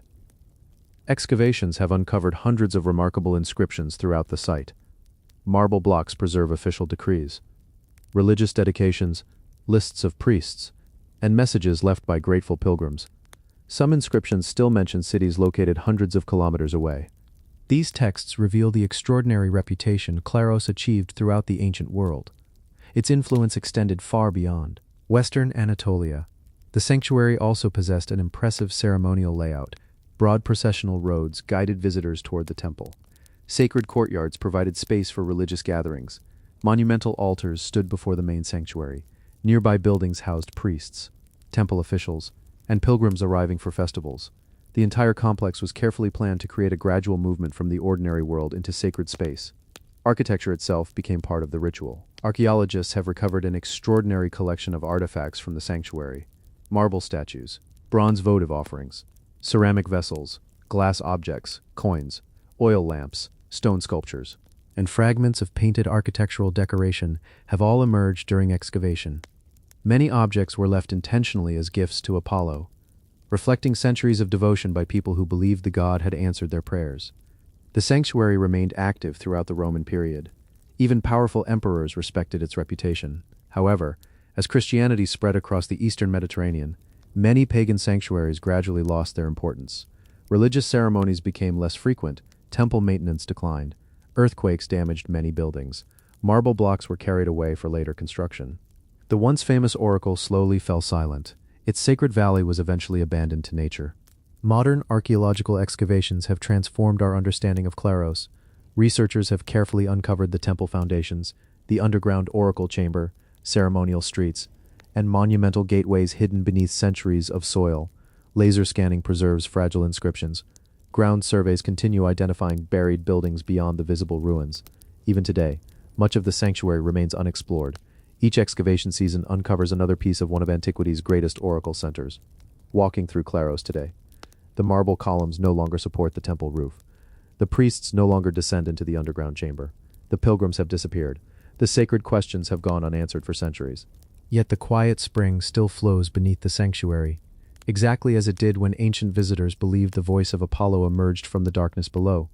The valley continues to preserve the memory of one of the ancient world's most mysterious places of prophecy. The sanctuary of Claros reminds us that some of history's most influential places were not centers of political power, but places where people came seeking guidance, hidden within a peaceful valley of western Turkey. Its underground oracle, monumental temple, and forgotten inscriptions continue revealing the remarkable story of a sanctuary where faith, architecture, and mystery endured for nearly 1,000 years. The Palace of Katna. The Palace of Katna stands beneath the ruins of an ancient city in western Syria, where broad plains stretch between the Mediterranean coast and the great deserts of the Near East. Today, only fragments of walls and collapsed courtyards remain visible above the ground. Yet beneath these ruins, archaeologists uncovered one of the largest and best-preserved Bronze Age royal palaces ever discovered. Its enormous halls, hidden corridors, royal tombs, and thousands of priceless artifacts have transformed our understanding of one of the ancient world's forgotten kingdoms. Katna emerged as a powerful kingdom during the early 2nd millennium BC. Its location placed it at the crossroads of some of the ancient world's busiest trade routes. Caravans traveling between Mesopotamia, Anatolia, the Levant, and Egypt regularly passed through the region. Merchants exchanged copper, tin, ivory, textiles, precious stones, and luxury goods. As trade expanded, so did the wealth of Katna. The city became one of the most influential political centers in Bronze Age Syria. At the heart of the city stood its magnificent royal palace, covering nearly 18,000 square meters. The complex ranked among the largest palaces of its time. Massive mud brick walls rested upon carefully laid stone foundations. Grand courtyards connected ceremonial halls. Private apartments overlooked administrative offices. Storerooms filled with valuable goods surrounded the royal residence. The palace functioned as far more than the home of a king. It became the administrative, economic, and ceremonial center of an entire kingdom. Archaeological excavations have revealed extraordinary architectural planning. Visitors entered through monumental gateways before crossing vast open courtyards. Audience halls welcomed foreign ambassadors. Official ceremonies reinforced royal authority. Nearby rooms housed scribes responsible for recording trade, taxes, and diplomatic correspondence. Every section of the palace served a carefully organized purpose. Its layout reflected a highly sophisticated government. One of the most remarkable discoveries at Katna was made deep beneath the palace itself, hidden below the royal residence. Archaeologists uncovered an undisturbed underground royal tomb. Stone staircases descended into a network of burial chambers that had remained sealed for more than 3,000 years. Unlike many ancient royal tombs, these chambers escaped large-scale looting. Their contents offered an extraordinary glimpse into Bronze Age royal life. Inside the tomb, researchers discovered human remains belonging to members of the royal family, along with hundreds of beautifully preserved objects.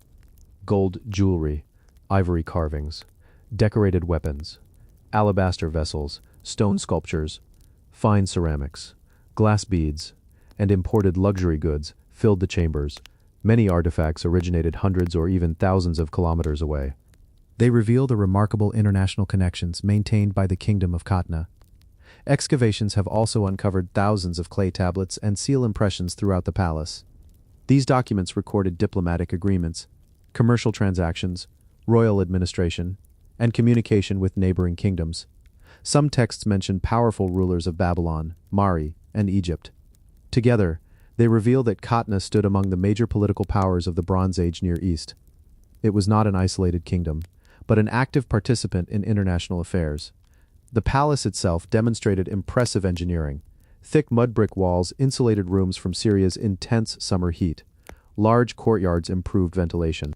Stone-paved corridors connected different administrative sections. Advanced drainage systems protected the buildings during seasonal rains. Massive wooden roofs once covered the ceremonial halls, although the timber has long disappeared. The surviving foundations reveal remarkable architectural precision. Religion also played an important role within the royal complex. Small shrines stood beside administrative buildings. Ceremonial rooms hosted religious rituals connected with kingship. Offerings were presented to protect both the palace and the kingdom. The nearby royal tomb suggests that ancestors continued to play an important role in palace ceremonies long after their deaths. Government, religion, and family tradition existed side by side. During the Late Bronze Age, the political landscape of the Near East began to change. Powerful rival kingdoms expanded across the region. Military conflicts increased. Eventually, Khatna was attacked and largely destroyed. Its magnificent palace fell into ruin. Roofs collapsed, courtyards filled with debris. The royal residence gradually disappeared beneath layers of earth. For more than 3,000 years, its greatest treasures remained hidden underground. Modern archaeological excavations have transformed Khatna into one of the most important Bronze Age sites in the Near East. International research teams continue uncovering additional rooms, ceremonial halls, administrative archives, and residential quarters. Three-dimensional mapping reconstructs the original palace. Scientific analysis studies ancient textiles, food remains, wood fragments, and pigments preserved within the ruins. Even today, much of the enormous palace remains unexplored. Each excavation season reveals another chapter of its remarkable history. Walking through the palace ruins today, the audience halls stand open beneath the sky. The royal courtyards are silent. The kings who once ruled here have vanished into history. Yet beneath the ancient foundations, the underground royal tomb still preserves the memory of a kingdom that once stood among the greatest powers of the Bronze Age. Stone by stone, its forgotten palace continues returning to the light. The Palace of Khatna reminds us that history's greatest discoveries are sometimes hidden beneath the floors of buildings that appeared long abandoned. Buried beneath the plains of western Syria, its royal residence, magnificent tombs, and priceless treasures continue revealing the story of a kingdom that helped shape the ancient Near East, before disappearing beneath the earth for more than 3 millennia. The Temple Quarter of Dura Europos. The Temple Quarter of Dura Europos occupies a dramatic plateau overlooking the Euphrates River in eastern Syria, where the desert meets one of the ancient world's greatest waterways. Today, the streets are empty. Stone walls stand beneath the open sky. Collapsed sanctuaries line abandoned avenues.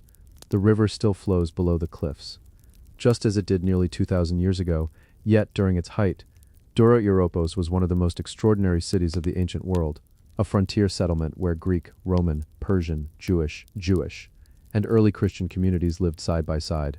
Few archaeological sites reveal such a remarkable meeting of civilizations. The city was founded around the end of the 4th century BC, during the expansion of the Seleucid Empire following the conquests of Alexander the Great. Its position above the Euphrates made it strategically invaluable. Caravans traveling across the Syrian desert reached the river here. Merchant ships transported goods along the Euphrates. Armies crossed the frontier between competing empires. Dura Europos quickly developed into both a military fortress and an international trading center. Its prosperity attracted people from every corner of the ancient Near East. Unlike many ancient cities that centered around a single major temple, Dura Europos contained an extraordinary collection of sanctuaries dedicated to many different religions. The temple quarter became a remarkable reflection of the city's multicultural population. Greek gods, Syrian deities, Roman religious traditions, Palmyrene beliefs, and local cults all shared the same urban landscape. Rather than replacing one another, these faiths often existed peacefully within neighboring streets. The city became one of antiquity's greatest examples of religious diversity. Archaeological excavations have uncovered the foundations of numerous temples throughout the quarter. Each sanctuary reflected the traditions of the community that built it. Some featured classical Greek columns and marble courtyards. Others followed Mesopotamian architectural designs with mud brick walls and enclosed ceremonial rooms. Several temples blended artistic styles from different cultures, creating buildings unlike anywhere else in the Roman world. Every sanctuary tells the story of cultural exchange.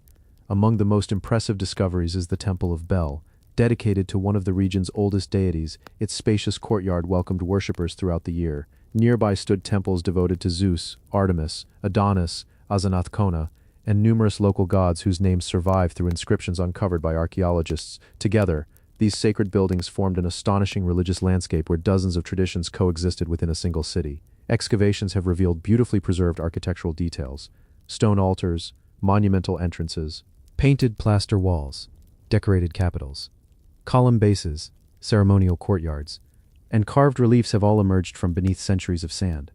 Many temples contain richly colored wall paintings that survived because the dry desert climate protected them for nearly 2,000 years. Their preservation ranks among the finest anywhere in the Roman Near East. One of Dura Europos's greatest archaeological achievements extends beyond its pagan temples, within the same city. Researchers uncovered one of the world's oldest known Christian house churches. Nearby, they discovered an exceptionally well-preserved Jewish synagogue decorated with magnificent biblical wall paintings. These discoveries transformed historians' understanding of religious life during the Roman period. Few places preserve such remarkable evidence of different faiths existing within the same community. Thousands of artifacts have been recovered throughout the temple quarter. Stone inscriptions, bronze statues, terracotta figurines, glass vessels, ceramic offerings, coins, oil lamps, decorated weapons, and fragments of painted sculptures reveal centuries of religious activity. Some inscriptions record donations made by wealthy merchants. Others preserve the names of priests, military officers, and pilgrims who visited the sanctuaries. Together, these discoveries reconstruct the spiritual life of one of antiquity's most diverse cities. The city's position along the Roman eastern frontier also shaped its history. Powerful fortifications surrounded the settlement. Roman soldiers were stationed within its walls. Military barracks stood close to the temples. As trade flourished, so did the strategic importance of Dura Europos. The city became both a religious center and a defensive stronghold guarding one of Rome's most vulnerable frontiers. Faith and military life developed side by side. During the 3rd century AD, conflict between Rome and the Sasanian Persian Empire intensified. In AD 256, the Persian army laid siege to Dura Europos. Archaeologists have uncovered extraordinary evidence of the battle, including siege tunnels, defensive earthworks, weapons, and even the remains of soldiers trapped beneath collapsed passages after the city fell. It was abandoned. Without new construction to disturb its ruins, the desert slowly buried its streets beneath drifting sand. Ironically, that abandonment preserved the city for nearly 17 centuries. Modern archaeology has made Dura Europos one of the most significant sites in the ancient Near East. Excavation teams have mapped entire neighborhoods, recovered thousands of inscriptions, and documented remarkable wall paintings that continue reshaping our understanding of ancient religion. Three-dimensional scanning now preserves fragile architecture. Digital reconstruction allows researchers to visualize the temple quarter as it appeared nearly 2,000 years ago. Even after decades of research, large sections of the city remain unexplored beneath the desert. Walking through the temple quarter today, the shrines stand silent. The incense has long faded. The priests are gone. The processions have ended. Yet the streets still preserve the memory of a city where people from different cultures, languages, and religions gathered beneath the same desert sky. Among the ruins overlooking the Euphrates, the voices of many civilizations continue echoing through stone. The fortress of Kalatka Darband. Kalatka Darband occupies a narrow mountain pass in northeastern Iraq, where the Zagros Mountains form one of the ancient world's most important gateways between Mesopotamia and the Iranian plateau. The landscape is dramatic. Steep cliffs rise on either side of the valley. Ancient roads wind through the pass. Fresh mountain springs emerge from the rocky slopes. For thousands of years, anyone traveling between east and west had little choice but to cross this corridor. It was the perfect place for a fortress, a city built not only to defend an empire, but also to control the movement of armies, merchants, and ideas across the ancient world, although local communities had long known about ruins in the region. The true importance of Kalatka Darband remained hidden until the 21st century. Satellite imagery first revealed unusual rectangular structures buried beneath the fields. When archaeologists began excavating, they uncovered the remains of an unexpectedly large Hellenistic settlement. What initially appeared to be scattered ruins soon proved to be an entire fortified city, one whose origins may reach back to the campaigns of Alexander the Great. The city was established during the late 4th or early 3rd century BC, following the collapse of the Persian Achaemenid Empire after Alexander's conquest of the Near East. Greek influence spread deep into Mesopotamia. New cities were founded across the region. Military colonies protected strategic routes. Greek architecture, language, and artistic traditions blended with long-established local cultures. Kalatka Darband became one of these frontier settlements, standing at the meeting point of two very different worlds. Archaeological excavations have revealed substantial defensive walls surrounding the settlement. Massive stone foundations supported mud brick fortifications above. Guard towers overlooked the mountain pass. Strong gateways controlled access into the city. Every part of the fortress was carefully positioned to monitor movement through the valley below, rather than relying only on military strength. The builders allowed geography itself to become part of their defense. Inside the walls, researchers uncovered evidence of a carefully planned urban center. Wide streets divided residential districts. Public buildings occupied prominent positions. Storage facilities protected valuable goods arriving from distant regions. Courtyards connected homes, administrative buildings, and workshops. The city was far more than a military outpost. It functioned as a thriving settlement supporting merchants, officials, craftsmen, and soldiers alike. One of the site's most fascinating discoveries is its strong Hellenistic character. Stone sculptures recovered during excavation include finely carved figures believed to represent Greek deities. Architectural fragments display classical decorative styles rarely found so far east. Imported pottery reflects close connections with the wider Hellenistic world. These discoveries suggest that Greek traditions remained alive here for generations after Alexander's death, yet local Mesopotamian influences are equally visible. The city became a remarkable cultural crossroads. Archaeologists have also uncovered evidence of wine production within the settlement. Large stone presses, storage jars, and processing areas indicate that vineyards once covered parts of the surrounding landscape. Wine held both economic and ceremonial importance throughout the Hellenistic world. Its production suggests that Kalatka Darband was not merely a frontier fortress, but also an active center of agriculture and trade. The fertile valleys surrounding the mountains supported far more than military life.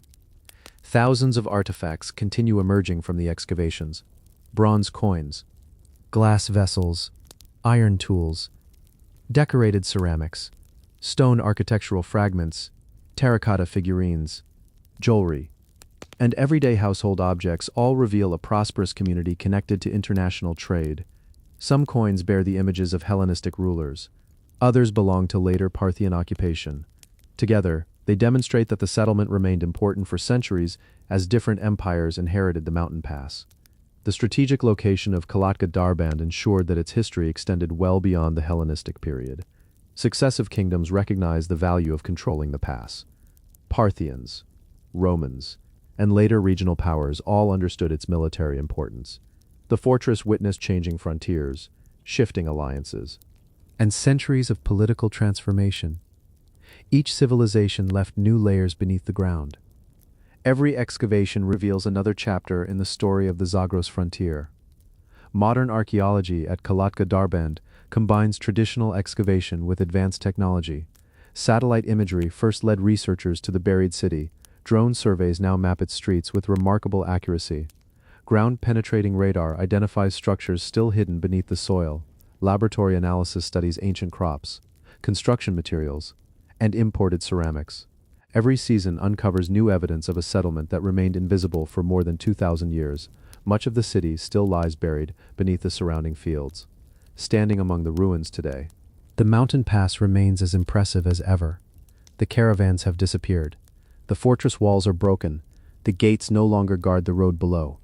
Yet the landscape has changed remarkably little. Travelers still move through the same valley that ancient armies once crossed.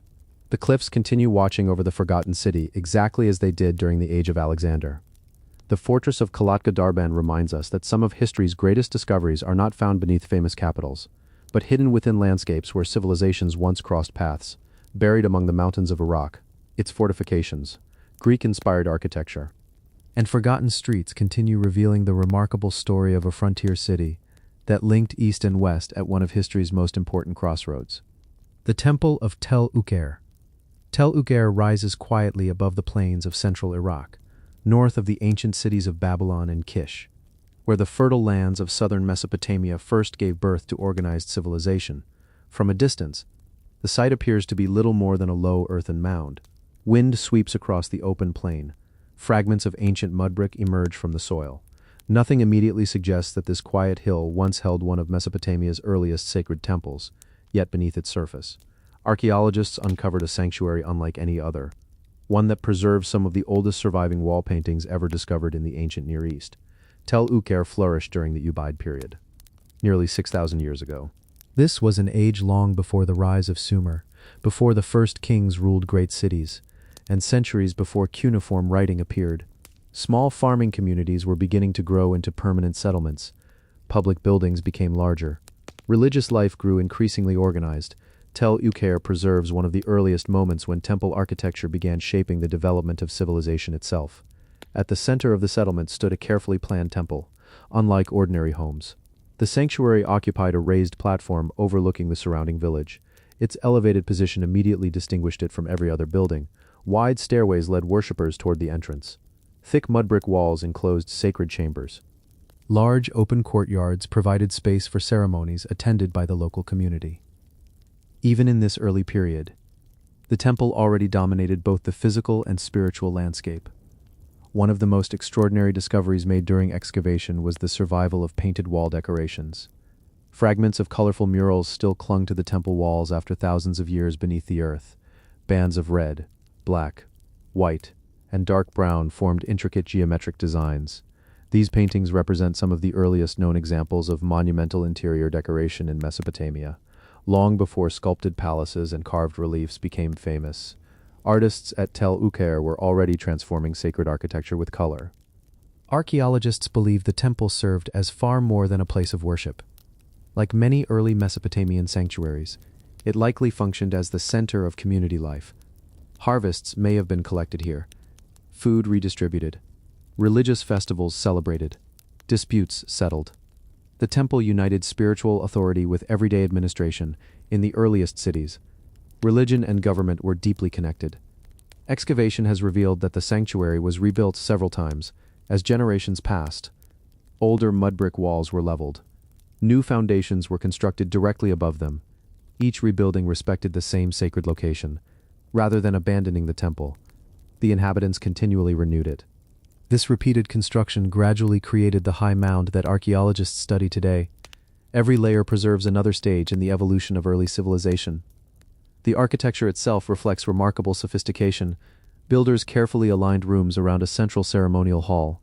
Massive mud brick walls supported roofs made from timber and reeds. Floors were coated with fine plaster. Stone thresholds marked important entrances, although simple by later standards. The precision of the construction demonstrates that skilled architects already possessed a clear understanding of monumental design. Archaeologists have uncovered a remarkable collection of artifacts throughout the temple complex: painted pottery, clay figurines, grinding stones, stone tools, ceremonial vessels, seal impressions, animal bones, and fragments of offering tables have all emerged from beneath the mound. Many objects appear to have been deliberately placed within the sanctuary as ritual offerings rather than everyday possessions. Together, they provide valuable evidence of some of humanity's earliest organized religious traditions. Environmental studies have also revealed much about the people who built the temple. Ancient grains, seeds, fish bones, and animal remains preserved within the archaeological layers show that the surrounding plain supported prosperous farming communities. Irrigation canals carried water across fertile fields. Barley, wheat, and legumes formed the foundation of daily life. Agricultural success allowed labor to be devoted to monumental construction. Without abundant harvests, buildings like the Temple of Tel Uqair could never have existed. The importance of Tel Uqair extends far beyond its own settlement. Many architectural ideas first seen here later appeared in the great temple cities of southern Mesopotamia: raised platforms, central sanctuaries, ceremonial courtyards, and carefully organized sacred spaces gradually evolved into the monumental temple complexes of Uruk-Eridu and other famous Sumerian cities. Tel Uqair preserves one of the earliest chapters in that remarkable architectural journey. Modern archaeology continues revealing new details about the site. Careful excavation exposes additional sections of the temple hidden beneath later construction. Microscopic analysis studies ancient pigments used in the wall paintings. Drone surveys map buried structures surrounding the sanctuary. Three-dimensional digital reconstruction allows researchers to visualize how the temple once appeared nearly 6,000 years ago. Even today, much of the ancient settlement remains buried beneath the mound. Its earliest secrets are still waiting below the surface.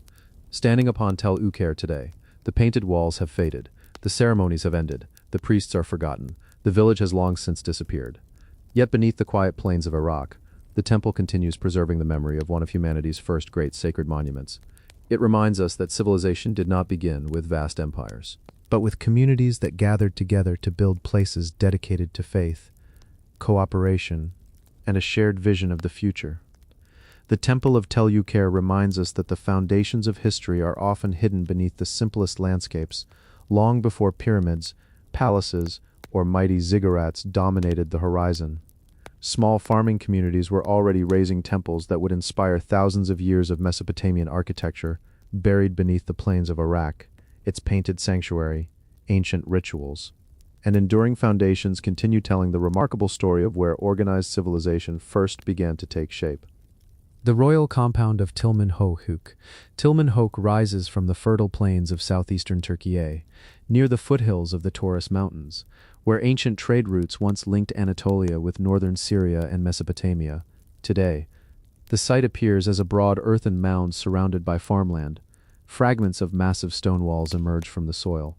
Collapsed gateways mark the outlines of forgotten streets. To the casual observer, it seems quiet and ordinary, yet beneath these layers of earth, archaeologists uncovered the remains of a powerful Bronze Age city, including an impressive royal compound that once governed an important kingdom at the crossroads of the ancient Near East. Tilmenhoch flourished during the early and Middle Bronze Ages, more than 4,000 years ago, at a time when powerful city-states competed for land trade and influence.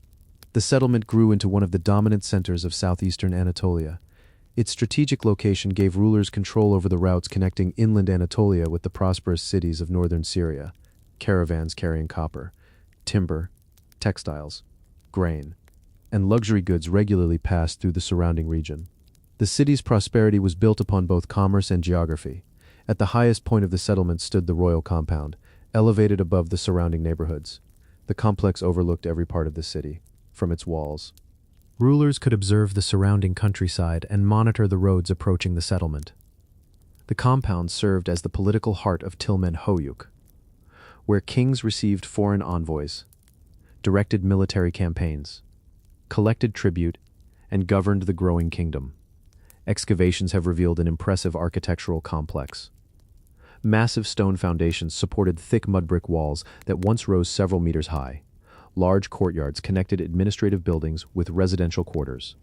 Monumental gateways controlled movement into the royal precinct. Wide passageways linked audience halls, private chambers, storerooms, and service areas.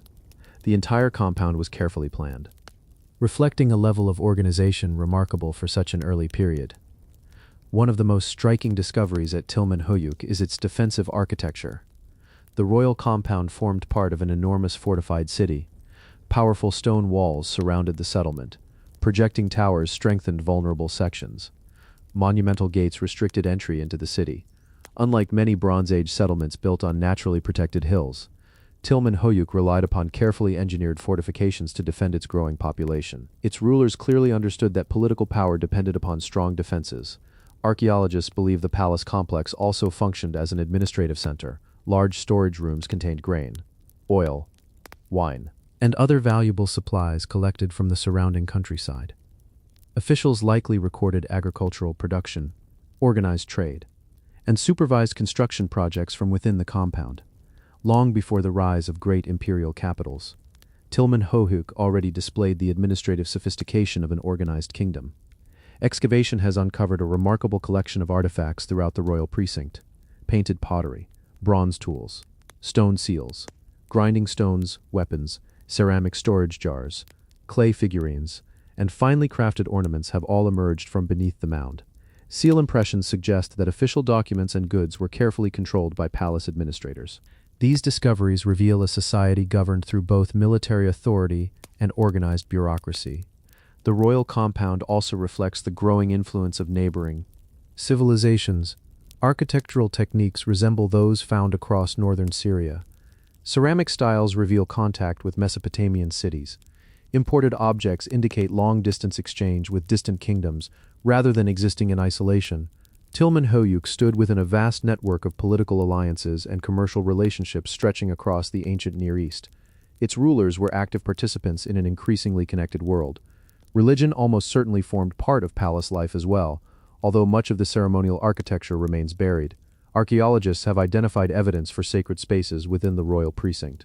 Small shrines, offering areas, and ritual objects suggest that kings performed religious ceremonies alongside their political duties. As in many Bronze Age kingdoms, royal authority was strengthened through its connection to the divine. Government and worship remained closely intertwined.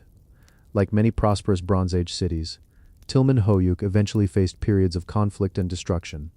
Excavation has revealed layers of fire, collapsed buildings, and damaged fortifications. Some destruction may have resulted from warfare, while earthquakes and changing political conditions also reshaped the settlement over time. Despite repeated rebuilding, the city's influence gradually declined as regional powers shifted toward newer centers. Eventually, its royal compound disappeared beneath centuries of accumulated earth. Modern archaeological investigations continue revealing the true scale of the ancient city. Careful excavation has exposed additional sections of the palace, defensive walls, gatehouses, and residential districts. Drone surveys map buried streets extending beyond the visible mound. Scientific analysis of construction materials, animal remains, and botanical evidence allows researchers to reconstruct everyday life within the royal compound, even after decades of excavation. Large portions of the city remain hidden beneath the soil. Standing atop Tilman Hoyuk today, the palace walls no longer rise above the plain. The royal audience halls have fallen silent. The gates remain open only to archaeologists. Yet the mound still dominates the surrounding landscape, just as it did 4,000 years ago.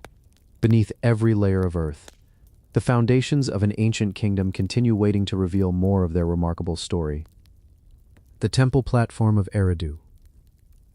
Eridu lies on the southern plains of Iraq, near the edge of the ancient marshlands where the Tigris and Euphrates rivers once met before reaching the Persian Gulf. Today, the landscape is dry and silent. Low mud-brick mounds rise gently above the plain. The rivers that once sustained the city have long since changed their course. To many visitors, there seems to be little left. Yet beneath these weathered ruins, archaeologists uncovered what many believe to be the earliest temple complex ever built in Mesopotamia, long before Babylon, long before Ur, and centuries before the first pyramids of Egypt. The people of Eridu were already constructing monumental places of worship that would shape the future of civilization. Eridu was founded during the 6th millennium BC, making it one of the oldest known cities in human history. According to later Sumerian tradition, it was the very first city established after kingship descended from heaven. Whether legend or memory, the story reflects the enormous importance Eridu held in the ancient imagination. For thousands of years, it remained one of southern Mesopotamia's most sacred places. At the center of the settlement stood its temple platform, dedicated to Enki, the Sumerian god of fresh water, wisdom, creation, and craftsmanship. The sanctuary became the spiritual heart of the city.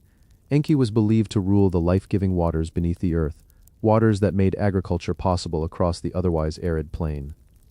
Every ceremony performed upon the platform reinforced the relationship between the people and the natural forces that sustained them. Archaeological excavations have revealed something extraordinary beneath the temple. Instead of finding a single building, researchers uncovered more than a dozen successive temples, each one carefully constructed directly above the previous sanctuary. Whenever an older temple became worn or too small, the inhabitants did not abandon the sacred site. Instead, they buried the earlier structure beneath fresh layers of earth and mud brick before raising a new temple above it. This cycle continued for thousands of years. The mound itself became a monument built by countless generations. The earliest temples were surprisingly modest. Small mud brick buildings contained only a few ceremonial rooms. Simple altars stood within carefully plastered interiors. As centuries passed, each rebuilding became larger and more elaborate. Platforms grew higher, walls became thicker. Ceremonial halls expanded. Eventually, these repeated constructions laid the architectural foundations for the great ziggurats that would later dominate Mesopotamian cities. The evolution of monumental architecture can be traced almost layer by layer at Eridu. The temple platform occupied the highest point of the settlement. From its elevated position, priests overlooked the homes, workshops, and canals surrounding the sanctuary. Wide stairways led worshippers toward the sacred building. Large open courtyards accommodated religious gatherings. Although the earliest structures were built entirely from sun-dried mud brick, their careful proportions reveal remarkable architectural planning.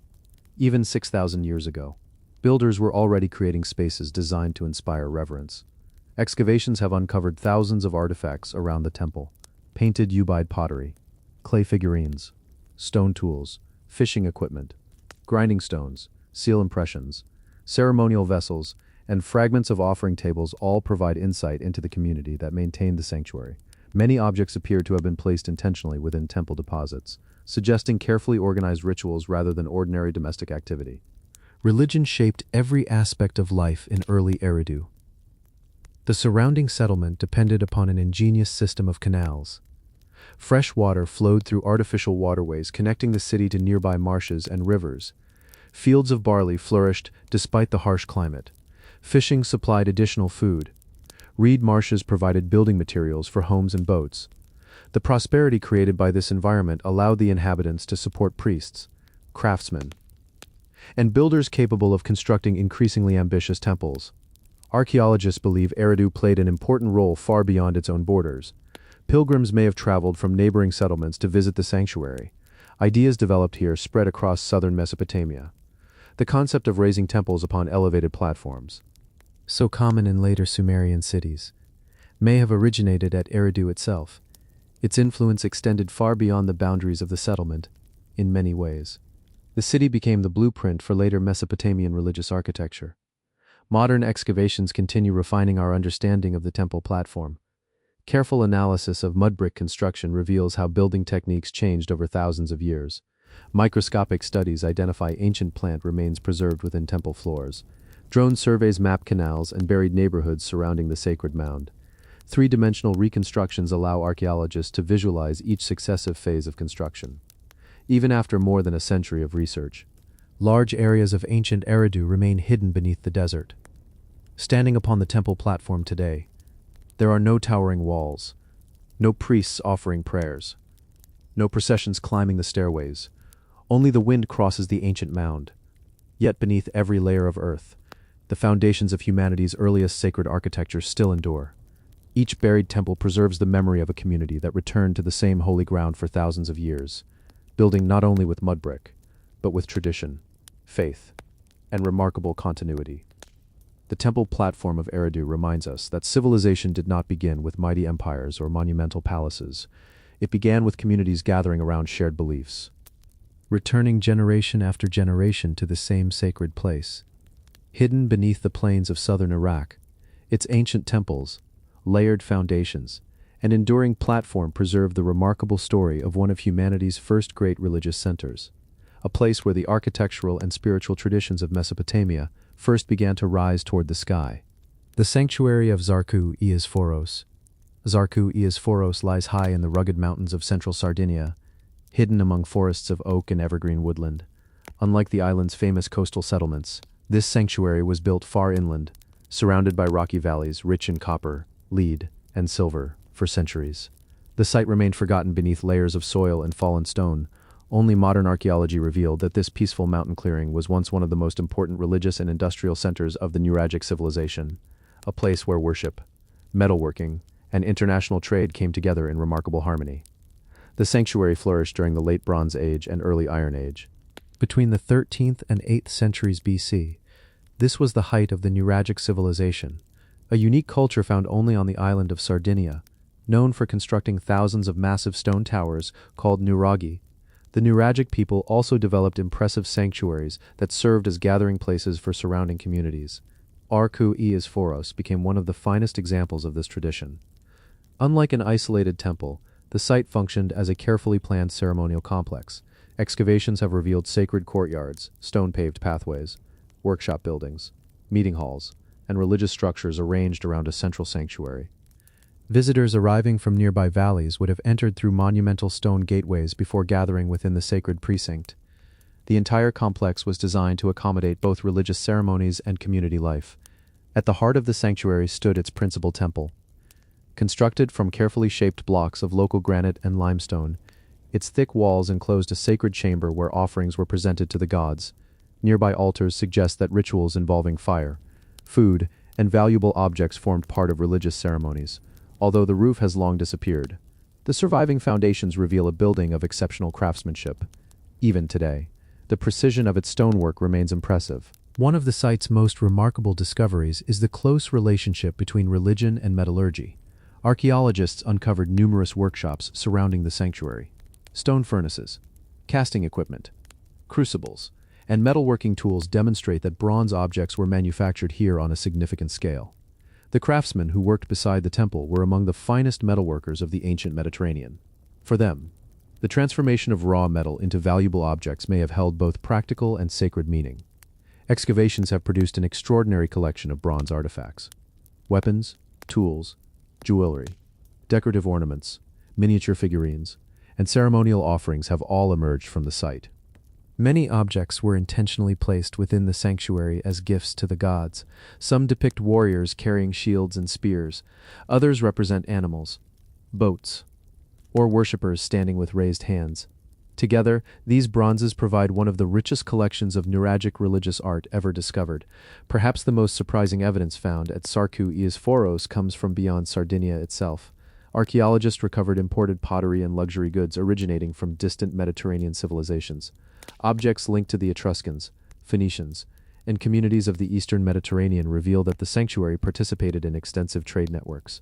Merchants crossed the sea carrying metals, ceramics, and valuable goods between Sardinia and distant shores. Far from being isolated, the sanctuary stood within an increasingly connected ancient world. The surrounding mountains supplied many of the resources that supported the settlement. Nearby mineral deposits provided copper and lead. Dense forests supplied timber for charcoal, essential for bronze production. Fresh springs flowed through the valleys below. These natural advantages allowed the sanctuary to flourish both as a religious center and as an important manufacturing settlement. The landscape itself shaped its prosperity. Religion remained at the heart of every activity. Archaeologists have identified offering pits, stone altars, and ceremonial spaces used over many generations. Bronze figurines were carefully deposited during rituals. Animal sacrifices likely accompanied important festivals. Seasonal gatherings brought together communities from across central Sardinia. The sanctuary strengthened both spiritual belief and social cooperation among the island's mountain settlements. As Mediterranean trade patterns changed during the Iron Age, the importance of the sanctuary gradually declined. Political power shifted toward emerging coastal communities. Metal production moved elsewhere. The workshops fell silent. The temple was abandoned. Stone buildings slowly collapsed beneath vegetation and soil. For more than 2,000 years, the mountain quietly protected the forgotten sanctuary from the outside world. Modern archaeological excavations have transformed Sarkou Iasforos into one of Sardinia's most significant prehistoric sites. Researchers continue uncovering additional workshops, ceremonial buildings, and residential areas hidden beneath the forest floor. Scientific analysis of bronze artifacts reveals sophisticated manufacturing techniques.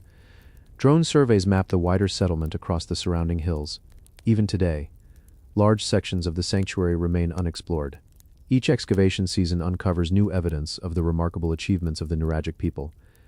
Walking through the ruins today, the temple no longer echoes with ceremony. The furnaces have grown cold. The bronze craftsmen are gone. Only the wind moves between the ancient stone walls. Yet the mountains remain exactly as they were 3,000 years ago. Hidden among the forests of Sardinia, the sanctuary continues preserving the memory of a civilization whose skill, faith, and craftsmanship reached far beyond the shores of its island home. The sanctuary of Sarkou Iasforos reminds us that some of the ancient world's most remarkable centers of innovation were also places of worship. Hidden deep within the mountains of Sardinia, its sacred temple, bronze workshops, and forgotten courtyards reveal a society where religion, technology, and long-distance trade flourish together. It remains one of the clearest windows into the extraordinary world of the Nuragic civilization.